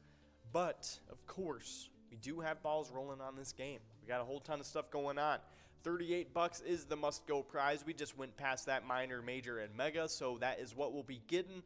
But keep in mind, even though we didn't get any of those prizes, they will be all moving on to the next game bigger and better than before. But in the meantime, though, while we are gearing up for these jackpots coming in the future, we got a little bit of Vikings news to get into, and it is a power ranking update. But before I get into it, we do have a winner. Yeah, we've got Pepper over at Moose Lodge Wake Park taking home that $38 must-go prize. Good job to you, Pepper, getting us ready for game number 16 of Vikings Bingo. Make sure you guys are not Vikings Game Day Bingo. Make sure you guys are getting enrolled in Press and Play. This is going to be a good game with that minor growing and rolling to 56 balls on this next round. Oh, 100%. So definitely get ready for this next game. But we do have a little power rankings to get into. This is coming from ESPN NFL Nation, and I'll let you take it away. Oh, yeah. Last week, we were at 7th place. This week, we're at 4th. So, hey, moving up a little bit. The Vikings have already have an excellent chance to make the playoffs thanks to their hot start. But they've needed to overcome a late fourth quarter deficit in each of their past 3 games.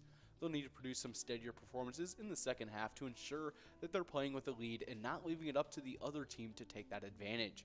Yeah, we saw that in our last game with getting pretty close with having almost a comeback on our case. Yeah, 100%. But thankfully, our 2-minute defense in the end of the fourth quarter was able to take care of it, and we were able to come away with the W. But it did get way too close. It shouldn't have happened. Oh yeah, and I think that's what we're looking at is just because the first half of our game it's been looking great at the first half of each game, but yeah, as time goes on, you kind of you see some almost some chinks in the armor, so you're just getting a little nervous as time goes on throughout the game. Yeah, 100%. But of course, Pete Prisco over at CBS Sports actually has a little bit of a similar message too. Yeah, last week also placed at 7th. This week at 5th. They are 4-1, but they sure made it interesting against the Bears. The defense has to be better as they head into Miami. And yeah, we really do, although Miami's offense is going to be hurting a fair deal by the time we get there. Yeah, no, 100%. It's a really, really good deal with that. But, I mean, that's the thing. If the defense is going to act like that against the Bears, even a backup quarterback with all the people they have, in Miami, they can do some damage. Tyreek Hill, great threat. Almost completely forgot that Tyreek Hill went to the Miami Dolphins. That's something I want to forget. Yeah, seriously. Jalen Waddle, he's almost as fast as he is. Another great running room as well. Raheem Mostert is really good, especially when healthy, which it looks like he has been this year, so it's looking good for him. Chase Edmonds is right behind him on the depth chart, too. They have a great running back room, so they have a great offense. It's just going to be interesting to see how our defense reacts against it, and hopefully we can play up to their level on the defensive side of the ball. But I have really no worries about our offense against their defense, to be honest. I think the real question is just the matchup with our defense against them. Yeah. But, of course, it's going to be a fun game. A game in Miami, it's always going to be an interesting one. So it's going to be happening at noon on Sunday. Going to be a fun game to get into right before the bye week, too.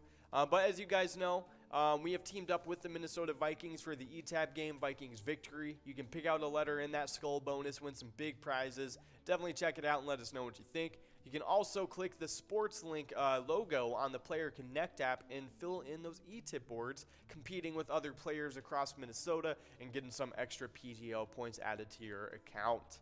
But we do have balls rolling on this game. That minor is at $160 and 56 balls or less to win. Major is still at a clean $1,000. Mega is over 41 grand, and that must go is at 43 bucks. But of course, we do have some great celebrity birthdays to get into. And, wow, we actually have some pretty cool ones today. Yeah. But starting it off, in 1906, we got Joe Cronin, American Baseball Hall of Fame shortstop, 7-time MLB All-Star, a manager for the Boston R's and the Washington Senators, or the Red Sox, and executive for the American League. Oh, he was the American League president from 1959 to 73. That's pretty cool. Wow, pretty long time, too. Yeah, 100%. Happy birthday to Joe Cronin. He's probably a huge name into the MLB. Oh, pretty yeah. Cool.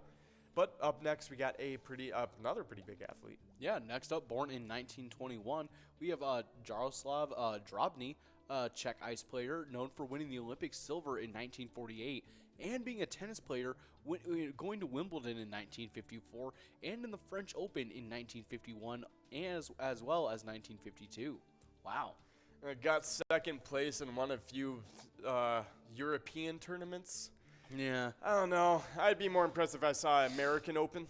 Yeah, that's what I'm thinking. That's pretty funny, though. I feel like the French one, what, you go there and then they're just like, congrats, for real. You won. Like, here you go, white flag. Yep. I was like, we give up. Here you go. Yep. You could have it. I don't even want to try. We don't want any trouble. Yeah. But of course, we do have a winner. We got Linda W. over at Rusty Nail Battle Lake, taking away $43.20. Nice job to you, Linda W. Oh yeah. But yeah, so that's impressive. He made it to the Olympics, got a silver silver medal. That's not a lot of people can say that. Yeah. He was also a pro tennis player. I mean, Yeah. Wimbledon and French Open, that's pretty impressive.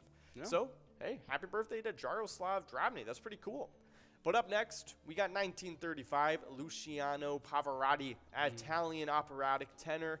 He was known for O Giorgio and the Three Tenors. That's actually who my voice gets compared to the most. Nice. Yeah. Luciano Pavarotti. Yeah. Awesome. I love it. I love to hear it. O Giorno. Let's see. Luciano Pavarotti. Oh, this dude. Yeah. Yeah. That's funny. That's super funny. I didn't recognize him by his name, but yeah, he's a very popular man. That's hilarious. Pretty cool stuff. He kind of looks like that meme dude. I know I've seen a video of this guy singing. Oh, yeah. He 100%. smokes. Like, I just saw a picture of him with a cigarette, and I was like, wow. Most people I know that are when they were trying to sing, they wouldn't even drink alcohol. Especially opera singers. Yeah. That's crazy. That's gotta be edited. Yeah. Yeah. Nah. That's really crazy stuff. Yeah, Well, that's hey, awesome. happy birthday to you, Luciano Pavarotti. That is really cool stuff going on with that. But we do have another celebrity birthday to get into. Oh, yeah. Next up, born in 1936, we got Tony Kubek. Ooh, pardon me. American baseball shortstop. MLB All-Star in 1958. 59 squared, 61 and 61 squared. Not sure what that's for. I think those are just for images when it shows like the 1 and the 2 image. Yeah. World Series in 1958, as well as 61 and 62, and played for the New York Yankees and was a sportscaster for NBC TV and did work with Madison Square Garden. Ah, Yeah. oh, that's really cool. That's really Interesting. cool. So yeah, so he's a sportscaster for whatchamacallit. They probably for the Knicks or whatever. Yeah. That's pretty Yeah, I completely forgot that was actually like a sports center. Yeah. Whatchamacallit? I'm trying to figure out what that could mean. I think it probably is just the image thing. Yeah, how it has like one image and then it'll be like Yeah. one right under. I'm just wondering because they have the same two.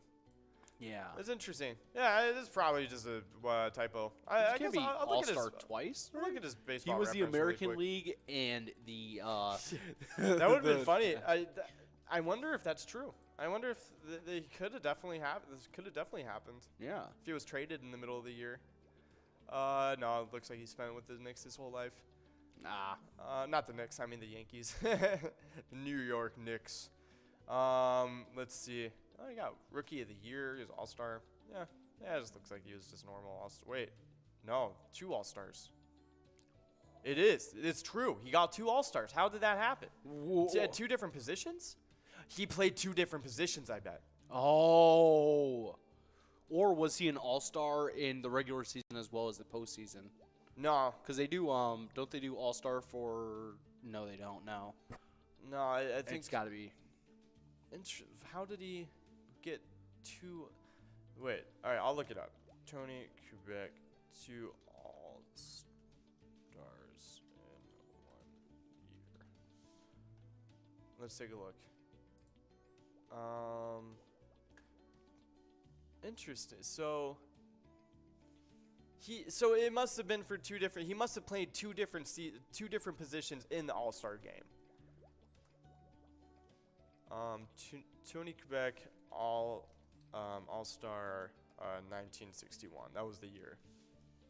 Did 1961 have 2 different Yeah. all-star games? Yeah, no, he did. Oh. He did straight up. He was an All-Star twice. He played. He must have played 2 different positions. Wow. That is really interesting, and it has the same. So what happened in 1961? That's crazy. Interesting. Very, very In interesting. a year that Quebec had only hit 3 home runs at one point, he hit 2 of them in the same night. That's hilarious. That's In the same game, yeah. That's This guy super funny. he just does it, I guess. Yeah, no, he's Tony Quebec. That's him. But we do have a winner. We got K Bales over at Docks Landing taking away the must-go prize of $50.90. Nice job to you. But for this next, oh no, it's going to 60 balls or less. Okay, no, we gotta stick around. 60 balls or less to win going into this next game. That minor prize is looking crazy. Definitely try and get a chance at it. Get enrolled. Try and get this minor prize going into this next game. 60 balls or less to win. But that's That's super crazy. So I just, this is really interesting. Okay, so he also had a home run in his final at bat. That's really cool. That must be a great feeling to end your career with. Oh yeah. Huh. That's hilarious. Yeah, he's just you had whatchamacallit. I guess we'll look at the 1961 All-Star Game roster. We'll take a look. Look for Tony. Is that his name? Tony Quebec? Yeah, Tony Quebec. Yeah. Let's see. All right, let's take a look. Tony. Yeah, he's on there. But he's only on there once. Interesting. Very interesting. But they're only listing the players. They're not listing what positions they're playing for the team. I see. So let's take a look over here too. Oh, it was a double header.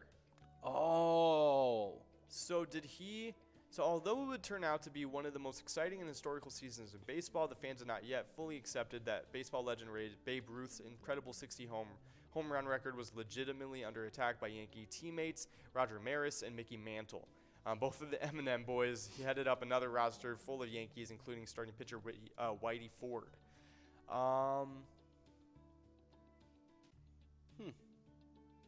Interesting. So Hank Aaron was in it. Wow, this is a huge game. Roberto Clemente was in it too. Interesting. That's really crazy. I don't get it. Huh. That's funny. I don't know. I guess what should we call it? That's pretty fun though. I'm gonna click on the 61 squared. Oh. Okay. So Tony Quebec played shortstop in the first game.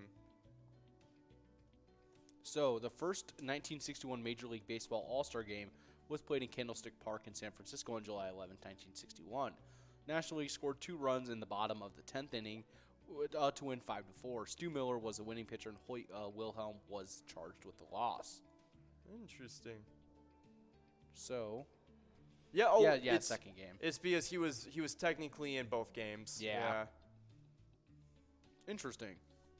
That is really interesting. That's fun. I've never really seen that before, to be honest. That's really I hadn't funny. seen a stat that had a square on it. I was like, how do you do it twice in 1 year? That's super funny. That's hilarious. Well, hey, Tony Quebec, he did it. Oh, yeah. It took me a sec to kind of look at it. I was like, huh. Yeah. But, of course, happy birthday to Tony Quebec. That's a pretty interesting, unique stat for a sports player. So, pretty cool stuff. Yeah. But we do have balls rolling on this game. That must-go is at $72.30. That minor is at $314 and 60 balls or less to win. That major is over $1,000 or at exactly $1,000. And that mega jackpot is over $41,000 and 49 balls or less to win. All of these games are looking really good for this next game. Or not games, but all these prizes are looking really good for this game. So keep all that stuff in mind. Try and get at them. And, of course, we do have another celebrity birthday to get into. Because up next, in 1968, Hugh Jackman was born, an Australian stage and screen actor and singer, known for The Boy from Oz, being X-Men and Wolverine, or being Wolverine in X-Men, The Greatest Showman, and Kate and Leopold. Yeah, I think the most famous movie we all know him for is movie 43. Yeah. Yes, 100%. You know they actually used that one scene as the basis to get all the rest of the actors onto it. And so the one scene that have you seen movie 43 where it's the biggest it's this big collection of actors, and it came out in 2014 or something. Okay. And it's just all these different little 4 3-minute bits, and they got again like I said all these largest cast of actors. Okay. And so they had this one scene where Hugh Jackman is on a date with one of the other actors that's in it, and it was just this whole point, but they had used the footage from that to get Chris Pratt and everyone else to join the film. Yeah. Basically saying, hey, it's not going to pay much, but you get to have fun and mess around. Yeah. But yeah, that film was like 4 years prior. Oh, hey, we got a Linz over at Clancy's Island Lake taking away that minor prize over $314 and Nice. 60 balls. Nice job to you, Linz. $300 is not bad at all. That was a crazy minor win. Nice job to Linz over at Clancy's. But that must go of $72 will be moving on to the next game, so keep that in mind. But we are going to be taking a quick break for this next game, so we'll see you guys in a sec. Hopefully one of you will get that very lucky must go.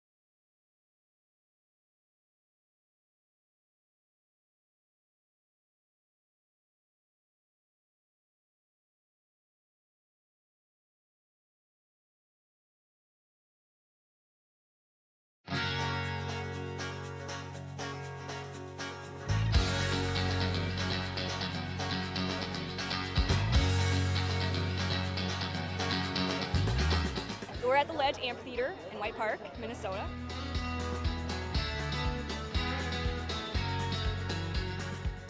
I saw the Blues Brothers 2 years ago with these guys. Blues Brothers 2 years ago was a lot of fun. Prior to that, it was the Beach Boys, and with John Stamos, it was awesome. I have never been to a PyCon event before. This is my first time, and I am loving it.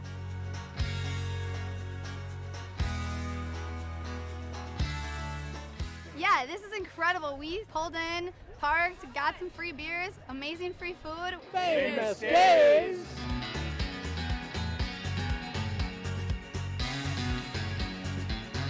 Hey everyone, Famous Dave here, smoking up the best ribs in America. Having a great time so far. We got a picture with John Randall. It's pretty awesome. John Randall is like my favorite. Skol, skol, skol, baby! Really cool seeing John Kriesel. Really cool listening to him talking his story.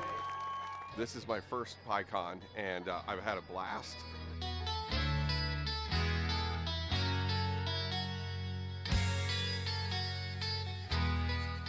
Willie is my favorite. I'm excited for Willie Nelson. I grew up listening to Willie Nelson my whole life. Willie Nelson. Willie Nelson. Have a really nice day!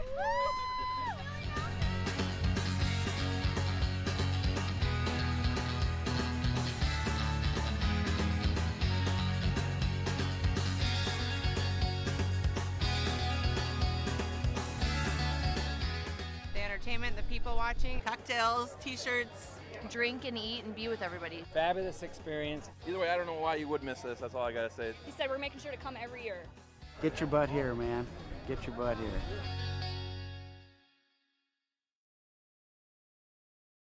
Come on, let's get stinking rich. Smell you later. Smells like money.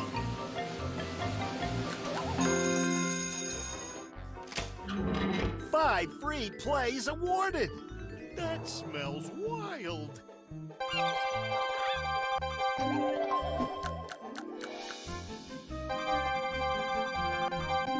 It doesn't get any better than that.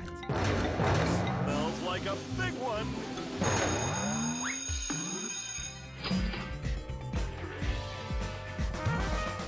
Five times multiplier. It's raining cash. You gotta play to win.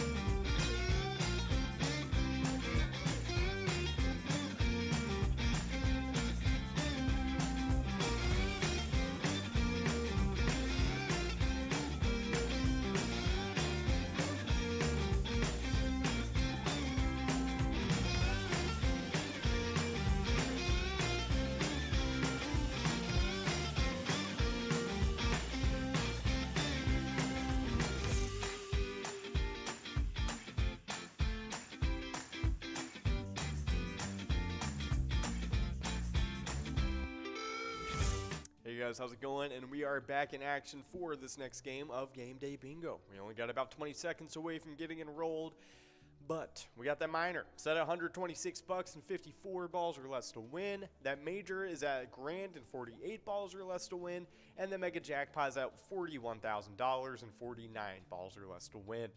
But we were talking about Hugh Jackman since it is indeed his birthday. Yeah. And he's been in a lot of great movies, namely all the Wolverine movies. The Greatest Showman was very critically acclaimed. I never watched it. Heard a lot of great things about it from critics and people alike. Yeah. Prisoners, I've heard great things about. That's been on my list for a while now. That is a really good one. I like Prisoners a lot. Yep. Real Steel, obviously, classic. Come on, it's The it's Prestige great. is good. I haven't watched it all the way through yet. Prestige is awesome. It's definitely worth a full watch. Yeah.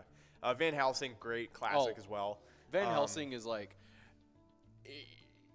it's hard to rewatch just because I loved it so much as a kid. It's not bad at all for me to. I've rewatched it because I watched it so many times that I remember the movie. Like even like watching it today, like it's literally like imprinted in my mind. Sometimes so, it's I still love just it a shock seeing. Sometimes for me it's still a shock seeing Hugh Jackman with the hair though. Oh yeah, the hair. It's oh, just goodness. great. It's crazy. It is awesome. All the scenes. Ooh, man. It's assaulted out of nowhere. Yeah, like Ghost in a hair or something. Oh yeah, just like the hair that he had, and then like just all the scenes. It's something else. 100%. No, Van Helsing was great. It was. I'm so glad they did not make a sequel. Oh no, that that would have crashed and burned. That would have been horrible. Unless they made it actually like crazy production, and it was like it probably would have been good. But like only if it was like the greatest like CGI, blah blah blah. You know what I mean? Top of the line, everything. Even then, yeah. And then you could have Hugh Jackman carry it. You know what I mean? Like at that point, and then you also have a couple other talented actors that would be coming back for the second one. Oh yeah. So I mean, I'm sure they could have done something with it, but they would have had to try. Isn't he in another robot fighting movie? Yeah, I'm pretty sure. There's Real Steel, and then there's like Chappie or something. Yes, I think he is in Chappie. Isn't it like I think Chappie's a little darker though. Yes, but people really like it. Yeah. Yeah, he is in it. Nah, nice. But apparently it's good. It's like critically acclaimed. Like people love it. Oh yeah. But we do have a winner. I mean, we got KLF. Oh my goodness, 54 balls. Dang. Wasted no time at all. Taking away that 126 bucks. Yeah, good nice job to you, KLF. That's awesome. Spotlight yeah. Bar and Grill. That is not too shabby whatsoever. But of course, we will be having this must-go going on to the next game, so it'll be a little better than usual. It's going to be pretty nice looking, so definitely get enrolled for that. Not only that, but I mean, hey, you're getting enrolled for the must-go prize. You're also getting a chance at the mega jackpot, so you might as well enroll anyways. But of course, we do have... let's see. I guess we'll go through a couple more movies by Hugh Jackman. He has so many good ones. Yeah, they even have a picture for Deadpool 3 that's coming out soon. Yeah, that's crazy. Not soon. That's like 2024. Deadpool 3. So sad. That is insane. Yeah, but the trailer got us all excited for it. He's in a movie just called Australia. That is amazing. What is... Nicole Kidman? What? David Wenham? He's a funny actor. I like him. Yeah. Interesting. With the globe on the brink of World War II, Lady Sarah Ashley travels from Britain to Australia to inspect a cattle ranch she inherited, reluctantly joining forces with a rugged local known as the Drover, Hugh Jackman. She sets out on a cattle drive across hundreds of miles of harsh terrain to save her ranch, but when they finally reach the town of Darwin, they must contend with the Japanese bombers that just rained death upon Pearl Harbor. Dang. What? Apparently, it did really well in theaters and stuff. So, wow. How does that even happen? Did they go to Australia afterwards? Is this based, like, roughly on a true story? I don't know. Like... Let's see. Film is a character story set against a dramatized backdrop of events across northern Australia at the time, such as the bombing of Darwin during World War II. So, yeah, they bombed Darwin after Pearl Harbor. Wow, why? I didn't know that. What's in Darwin, Australia? I guess they were like, it's on the way. Might as well. Stop on the way back? Yeah, they're like, you got to gas up somewhere. You got to get gas up somewhere. Jeez. On my birthday? It was the largest single attack ever mounted by a foreign power on Australia. Oh my gosh. Wait. That was pretty big for Australia. That's crazy. Yeah.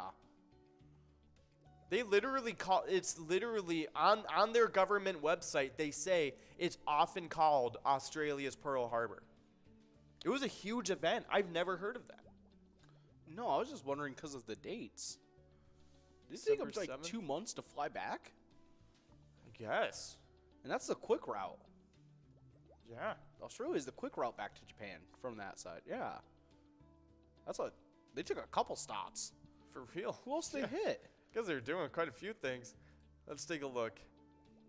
I mean, it could have just been like from the... They might have just been saying from the Japanese army. Yeah. Like, that must have been what they were just saying. That's crazy. Wow. I honestly have never known about this. I'm surprised we weren't taught about this. Yeah. Especially considering it probably had a lot to do with Australia allying up with us too. That's crazy. Man. Yeah, it was a big deal. It was a super big deal. That's pretty crazy. Well, hey, Hugh Jackman, that's a pretty big role for him. I mean, he's Australian, so that's pretty cool. Is Nicole? I don't think Nicole Kidman's Australian. I think she's just American. Oh, that was oh shit! Nicole Kidman is Australian. That's cool. I never knew that. Huh? That's really cool. Keith Urban. That's so funny. I can't believe she's still with Keith Urban. Oh my goodness. Yeah, it was elements of the same Imperial Japanese Navy force under the command of Admiral Nagumo attacked Darwin from 4 of the same aircraft carriers used at Pearl Harbor. Yeah, so it was. That's crazy. Dang. Just 10 weeks apart. Yeah. Wow. That's really insane. Well, I mean, that must be a pretty decent movie then. Yeah. That's cool. I wonder.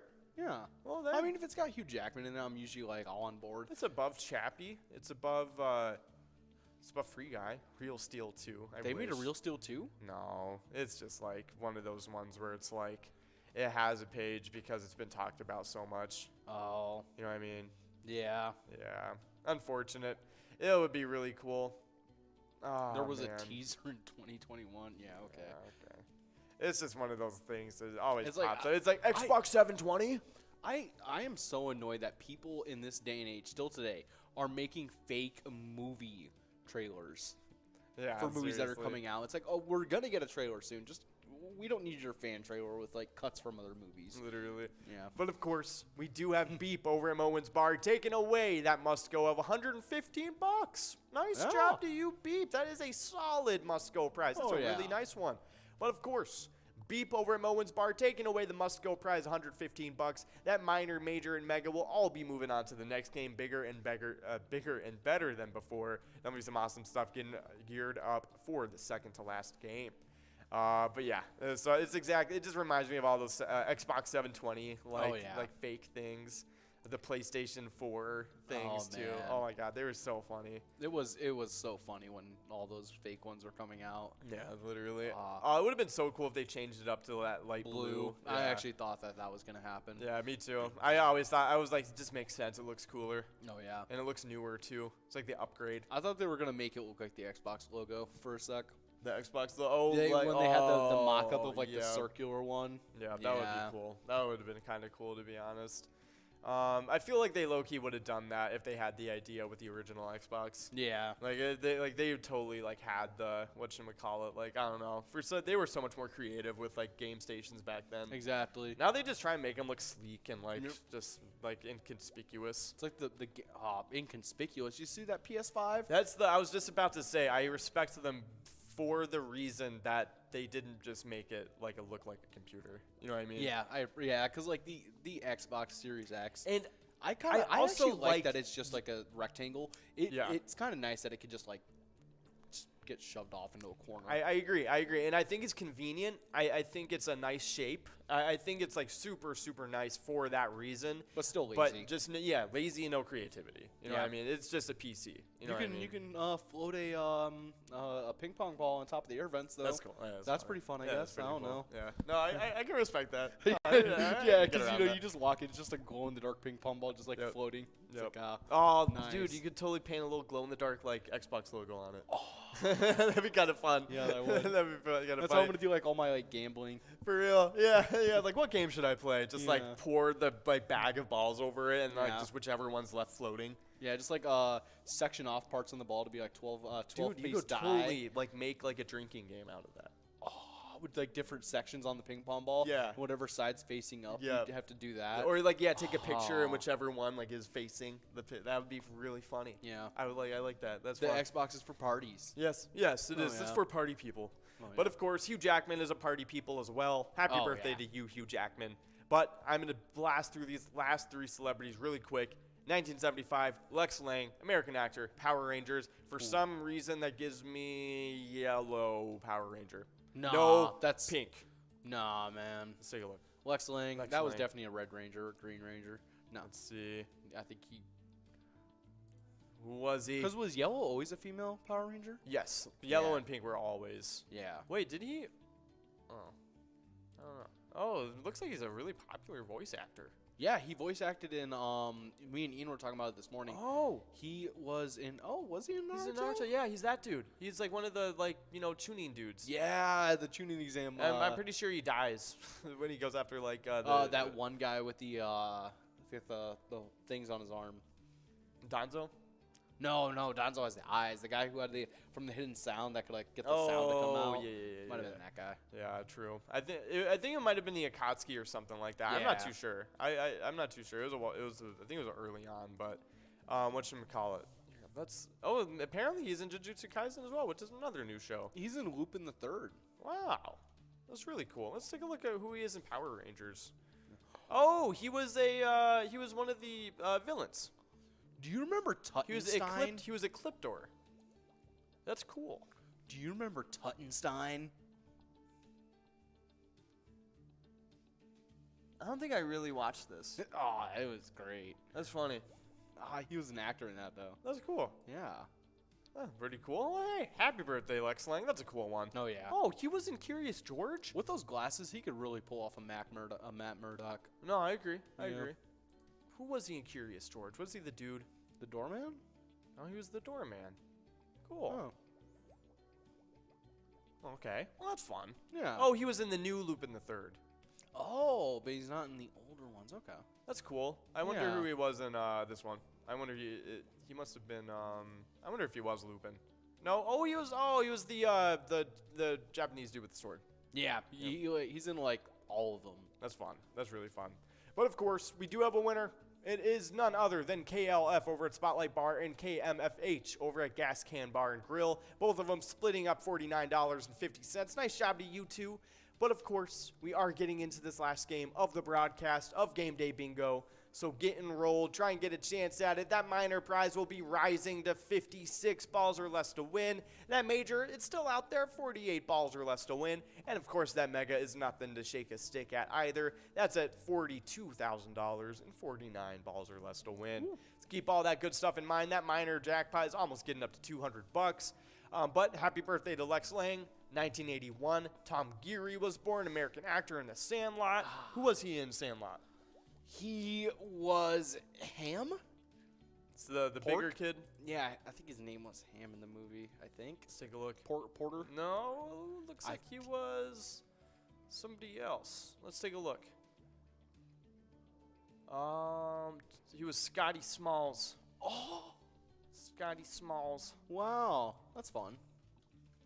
That's funny. Yeah. Yeah, main kid. Yeah. Wow, I wouldn't have guessed that he was the main kid in The Sandlot. No, that's funny. Because I don't think I've ever seen him in any other movies. I don't think. Aw, man. Ooh. Oh, he headbutted a cop. That's funny. Honestly, you gotta have a strong head to lead a fight with a headbutt. Yeah, seriously. That's funny. Sometimes you gotta do what you gotta do. That's so funny. It literally is facial expression in the mugshot. Yeah, he looks really happy. Yeah, or seriously. like a fish that's about to get fed. He was in a few movies when he was younger. Yeah. But, it doesn't look like he did anything really after the fact. Mostly like just the kid acting. Yeah. He was in The Unforgivable, which has Sandra Bullock in it, and John Bernthal. Really? Viola Davis too. That was in 2021. Yeah, he played Keith. He played somebody in it. He was in Black Hawk Down. Interesting. Okay, so he's had some roles. He gets some. Yeah, it looks like he's. I forgot Ewan McGregor was in that. Interesting. What's he play? He has a pretty big resume. To be fair, to be honest with, he has a pretty decent resume. I can't even lie. Oh yeah. He's in The Revenant. He's in Prisoner. Really? Yeah. Wow. Hey, good for him. That's really cool. I'm sure I'm sure he probably gets a good amount of money from The Sandlot. To be honest. Oh, you have to get a ton of money from that. That thing airs everywhere. I'm not seeing him anywhere on actual Black Hawk Down. Interesting. Maybe he was just a side, like extra or side character or something. Oh yeah. But of course, happy birthday to you, Mr. Oh, excuse. I was on the wrong one. Happy birthday to Tom Geary. That's a really cool one. But up next, the last celebrity birthday, 1992, was Josh Hutcherson, the American actor. He was in the Hunger Games films. He was in a lot of other stuff too. He was a really big child actor as well. Yeah. I think my favorite movie with him as a kid was Zathura, probably. Oh, so good as Zathura. Yeah, Zathura. He was the a-hole older brother in that. Yep. Kristen Stewart. First thing I saw her in was Zathura. Yep. Yeah, Zathura. She was good in that too. To be honest, she was funny. She was. Yeah, world's funniest Ice Cube. Yeah, no, she honestly, it was a good acting job from her in that movie. Is Zach Braff in that one too? Yes, Isn't he was the astronaut? Yeah, he's the older version. He is. It was a good cast. It was good acting from everybody too. Yeah, because he's the older version. He's the old version of the little brother. Yep. Yeah, because he ends up being awesome. Yeah. God, what a good movie. Yeah. That was. Yeah. I think the dad's also a pretty major actor as well, if I remember correctly. Yeah, let's see. They had a cast. You could be right. He could be. It was Dax Shepard. Dax Shepard, that's his name. Yeah. I'm pretty sure him and Zach Braff look pretty. Yeah, it does kind of look like him. That's pretty cool. And then Tim Robbins is the dad. I'm not too sure if he's in anything else. He's in Shawshank Redemption. That's him. That's him. He is. That's him. Yeah. Oh my, he looks way different. He looks way different now. That's what I knew him from. He's in another movie that's pretty big too. Yeah, he's in a few things. Yeah. That's crazy. Wow, he looks different now. Wow. Interesting. He Well, was hey. big into cars, and he was like a car like designer or something in the movie. Gotcha. Yeah. That's pretty cool. Well, hey, Tim Robbins, he's pretty. I like Tim Robbins. He's always so been good a in actor. Shawshank Redemption. Yeah, that is a masterclass. Like, oh my goodness, like this is one of the best performances you'll see in a movie. Oh yeah. But of course, speaking of one of the best performances you'll ever seen, Wolfstein over at Carboni's Pizza CR Billiards taking away the minor right at the very last second on the very last game. $229 going straight to you, Wolfstein. Nice job. That is a great win on that last game. That's the second time I've seen Wolfstein do that. Yeah. In recent times. Yeah. He did that recently with one of our broadcasts. Nice. Taking home the last jackpot. Nice job to you, Wolfstein. Very Definitely consistent. An awesome stuff to do, or awesome thing to do. Yeah. But of course, we only got about 2.5 minutes away from getting enrolled into the last game of Lucky for Bingo and the last game of the broadcast. It's going to be over $40,000 available on this one. A whole lot of money for a very little bet on this game. So definitely keep that in mind. Try and get a chance at it. But in the meantime, we were talking about Josh Hutcherson, and he's pretty cool. Bridge to Terabithia, Journeys to the Center of the Earth, both really. Bridge to Terabithia shouldn't have been a kids movie. Oh wow, they did make a second movie. Yeah, and yeah. Wow. I remember because it was really weird because it didn't have I didn't think it had Brendan Fraser in it. No, I don't think it did either. his role is played by The Rock instead, basically. No, it's like a different person, but his different person. Just the the adult aspect. I don't know how so Sean Anderson, he plays the same kid. So how do they explain away Brendan Fraser? I don't know. Interesting. Why would you just get rid of Brendan Fraser? I don't know. Well, shout out Brendan Fraser. He has a new movie coming out called The Whale. It's a 2022 American psychological drama. Pretty cool. Yeah. Yeah. Man, that's interesting. I wonder why they did it. What was the reason for that? Yeah. Interesting. But of course, happy birthday to Josh Hutcherson. Really cool. Oh, he was in Cirque du Freak too. Really? The Vampire's Assistant with John C. Reilly. This was a great movie. He was the best friend. Yep. They're great books too. I loved these books. Oh my goodness. They were like 30-minute reads, but they were awesome. But happy birthday to Josh Hutcherson. Definitely a cool celebrity birthday on this day. We got a little bit of Timberwolves news I'll go through really quick. We had a lineup that looked more like last year's lineup with D'Lo, Anthony Edwards, Jaden McDaniels, Nod Reed, and Karl Anthony Towns at the 5. It was really cool. He did good. Everybody did pretty good in the game. Anthony Edwards, he scored 14 points. It was kind of like a little off, but he scored over 50% from the floor, I'm pretty sure. Oh, yeah. So it was a preseason game. Not a whole lot to take from it. But, I mean, they're looking good, though. They're making shots, doing what they got to do. Team's looking consistent, so hey, I'm not mad at it at all. Oh, no. But this Wednesday, we are taking on the Lakers at 9 p.m., so keep that in mind. It's tonight. Yeah. So it's going to be a fun matchup. Lakers are always fun to play. Oh, yeah. And plus, we'll be playing against Pat Bev, too, so that's always a fun one. I'm sure there's going to be a lot of love between Pat Bev and the Timberwolves tonight, so I think it will be a fun reunion to watch and a fun little game to see. So definitely tune in. It will be a fun one. But, of course, we are in this very last game, and we got $40,000. Not able to get our hands on it quite yet. But we do have the major and mini jackpot, or the mini jackpot to look forward to now. But movies released today, Halloween Town 2, Calabar's Revenge came out, classic, 2001. 2007, Twitches 2 came out. 2012, Sinister came out. That was a really good, scary movie. I think Ethan Hawke starred in that. Yeah. It was really good. 2018, Beautiful Boy came out. I don't know if I really know that one. I don't think I've heard about it, but I think he's either in Sinister or he's in the other one. Yep, yeah. This is the one. And oh my goodness, it is a good movie. But it's scary though. Keep that in mind. But we do have a little this day in history. It has something to do with Bavarian royalty. Let's see. Whatever. we got only one ball away to get this must-go prize, $14. I'm not super interested in Bavarian royalty. If today's October 12th, then it's probably Oktoberfest. Yes. Yep. Oh, let's see. It's Oktoberfest.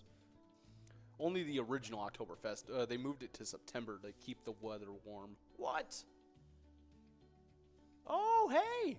For the first time since, 2019, Oktoberfest came back this year. Nice. That's awesome. Super, super cool. October Fest dates. I'm gonna see if there's anything going on near me. Let's see. Frankenmuth Oktoberfest was September. See, wow, interesting. It looks like they do all of it in September. Yeah. Oh, it was. This was for Oktoberfest. That's really cool. First Oktoberfest. They basically just got drunk. Oh, that's awesome. Because of the wedding. That's super fun. But of course, we do have a winner. We got Nelly over at Wild Bill Sports Saloon taking away that must go. 2-9 was your important lucky numbers. But we do have a great player spotlight to get into. It is Mikey Wins over at Steve-O's taking away $23,632. Nice job to Mikey Wins. When they won that jackpot, they supported a great charity, the West Metro Fire Rescue District Firefighters Relief. Their mission statement is committed to protecting the community's quality of life through prevention, preparedness, and all hazards through emergency response. So really cool stuff going on with that. But of course, it always brings us right back around to whenever you guys play Pilot games, your community wins. Have a nice Wild Wednesday tonight, guys. We'll see you later.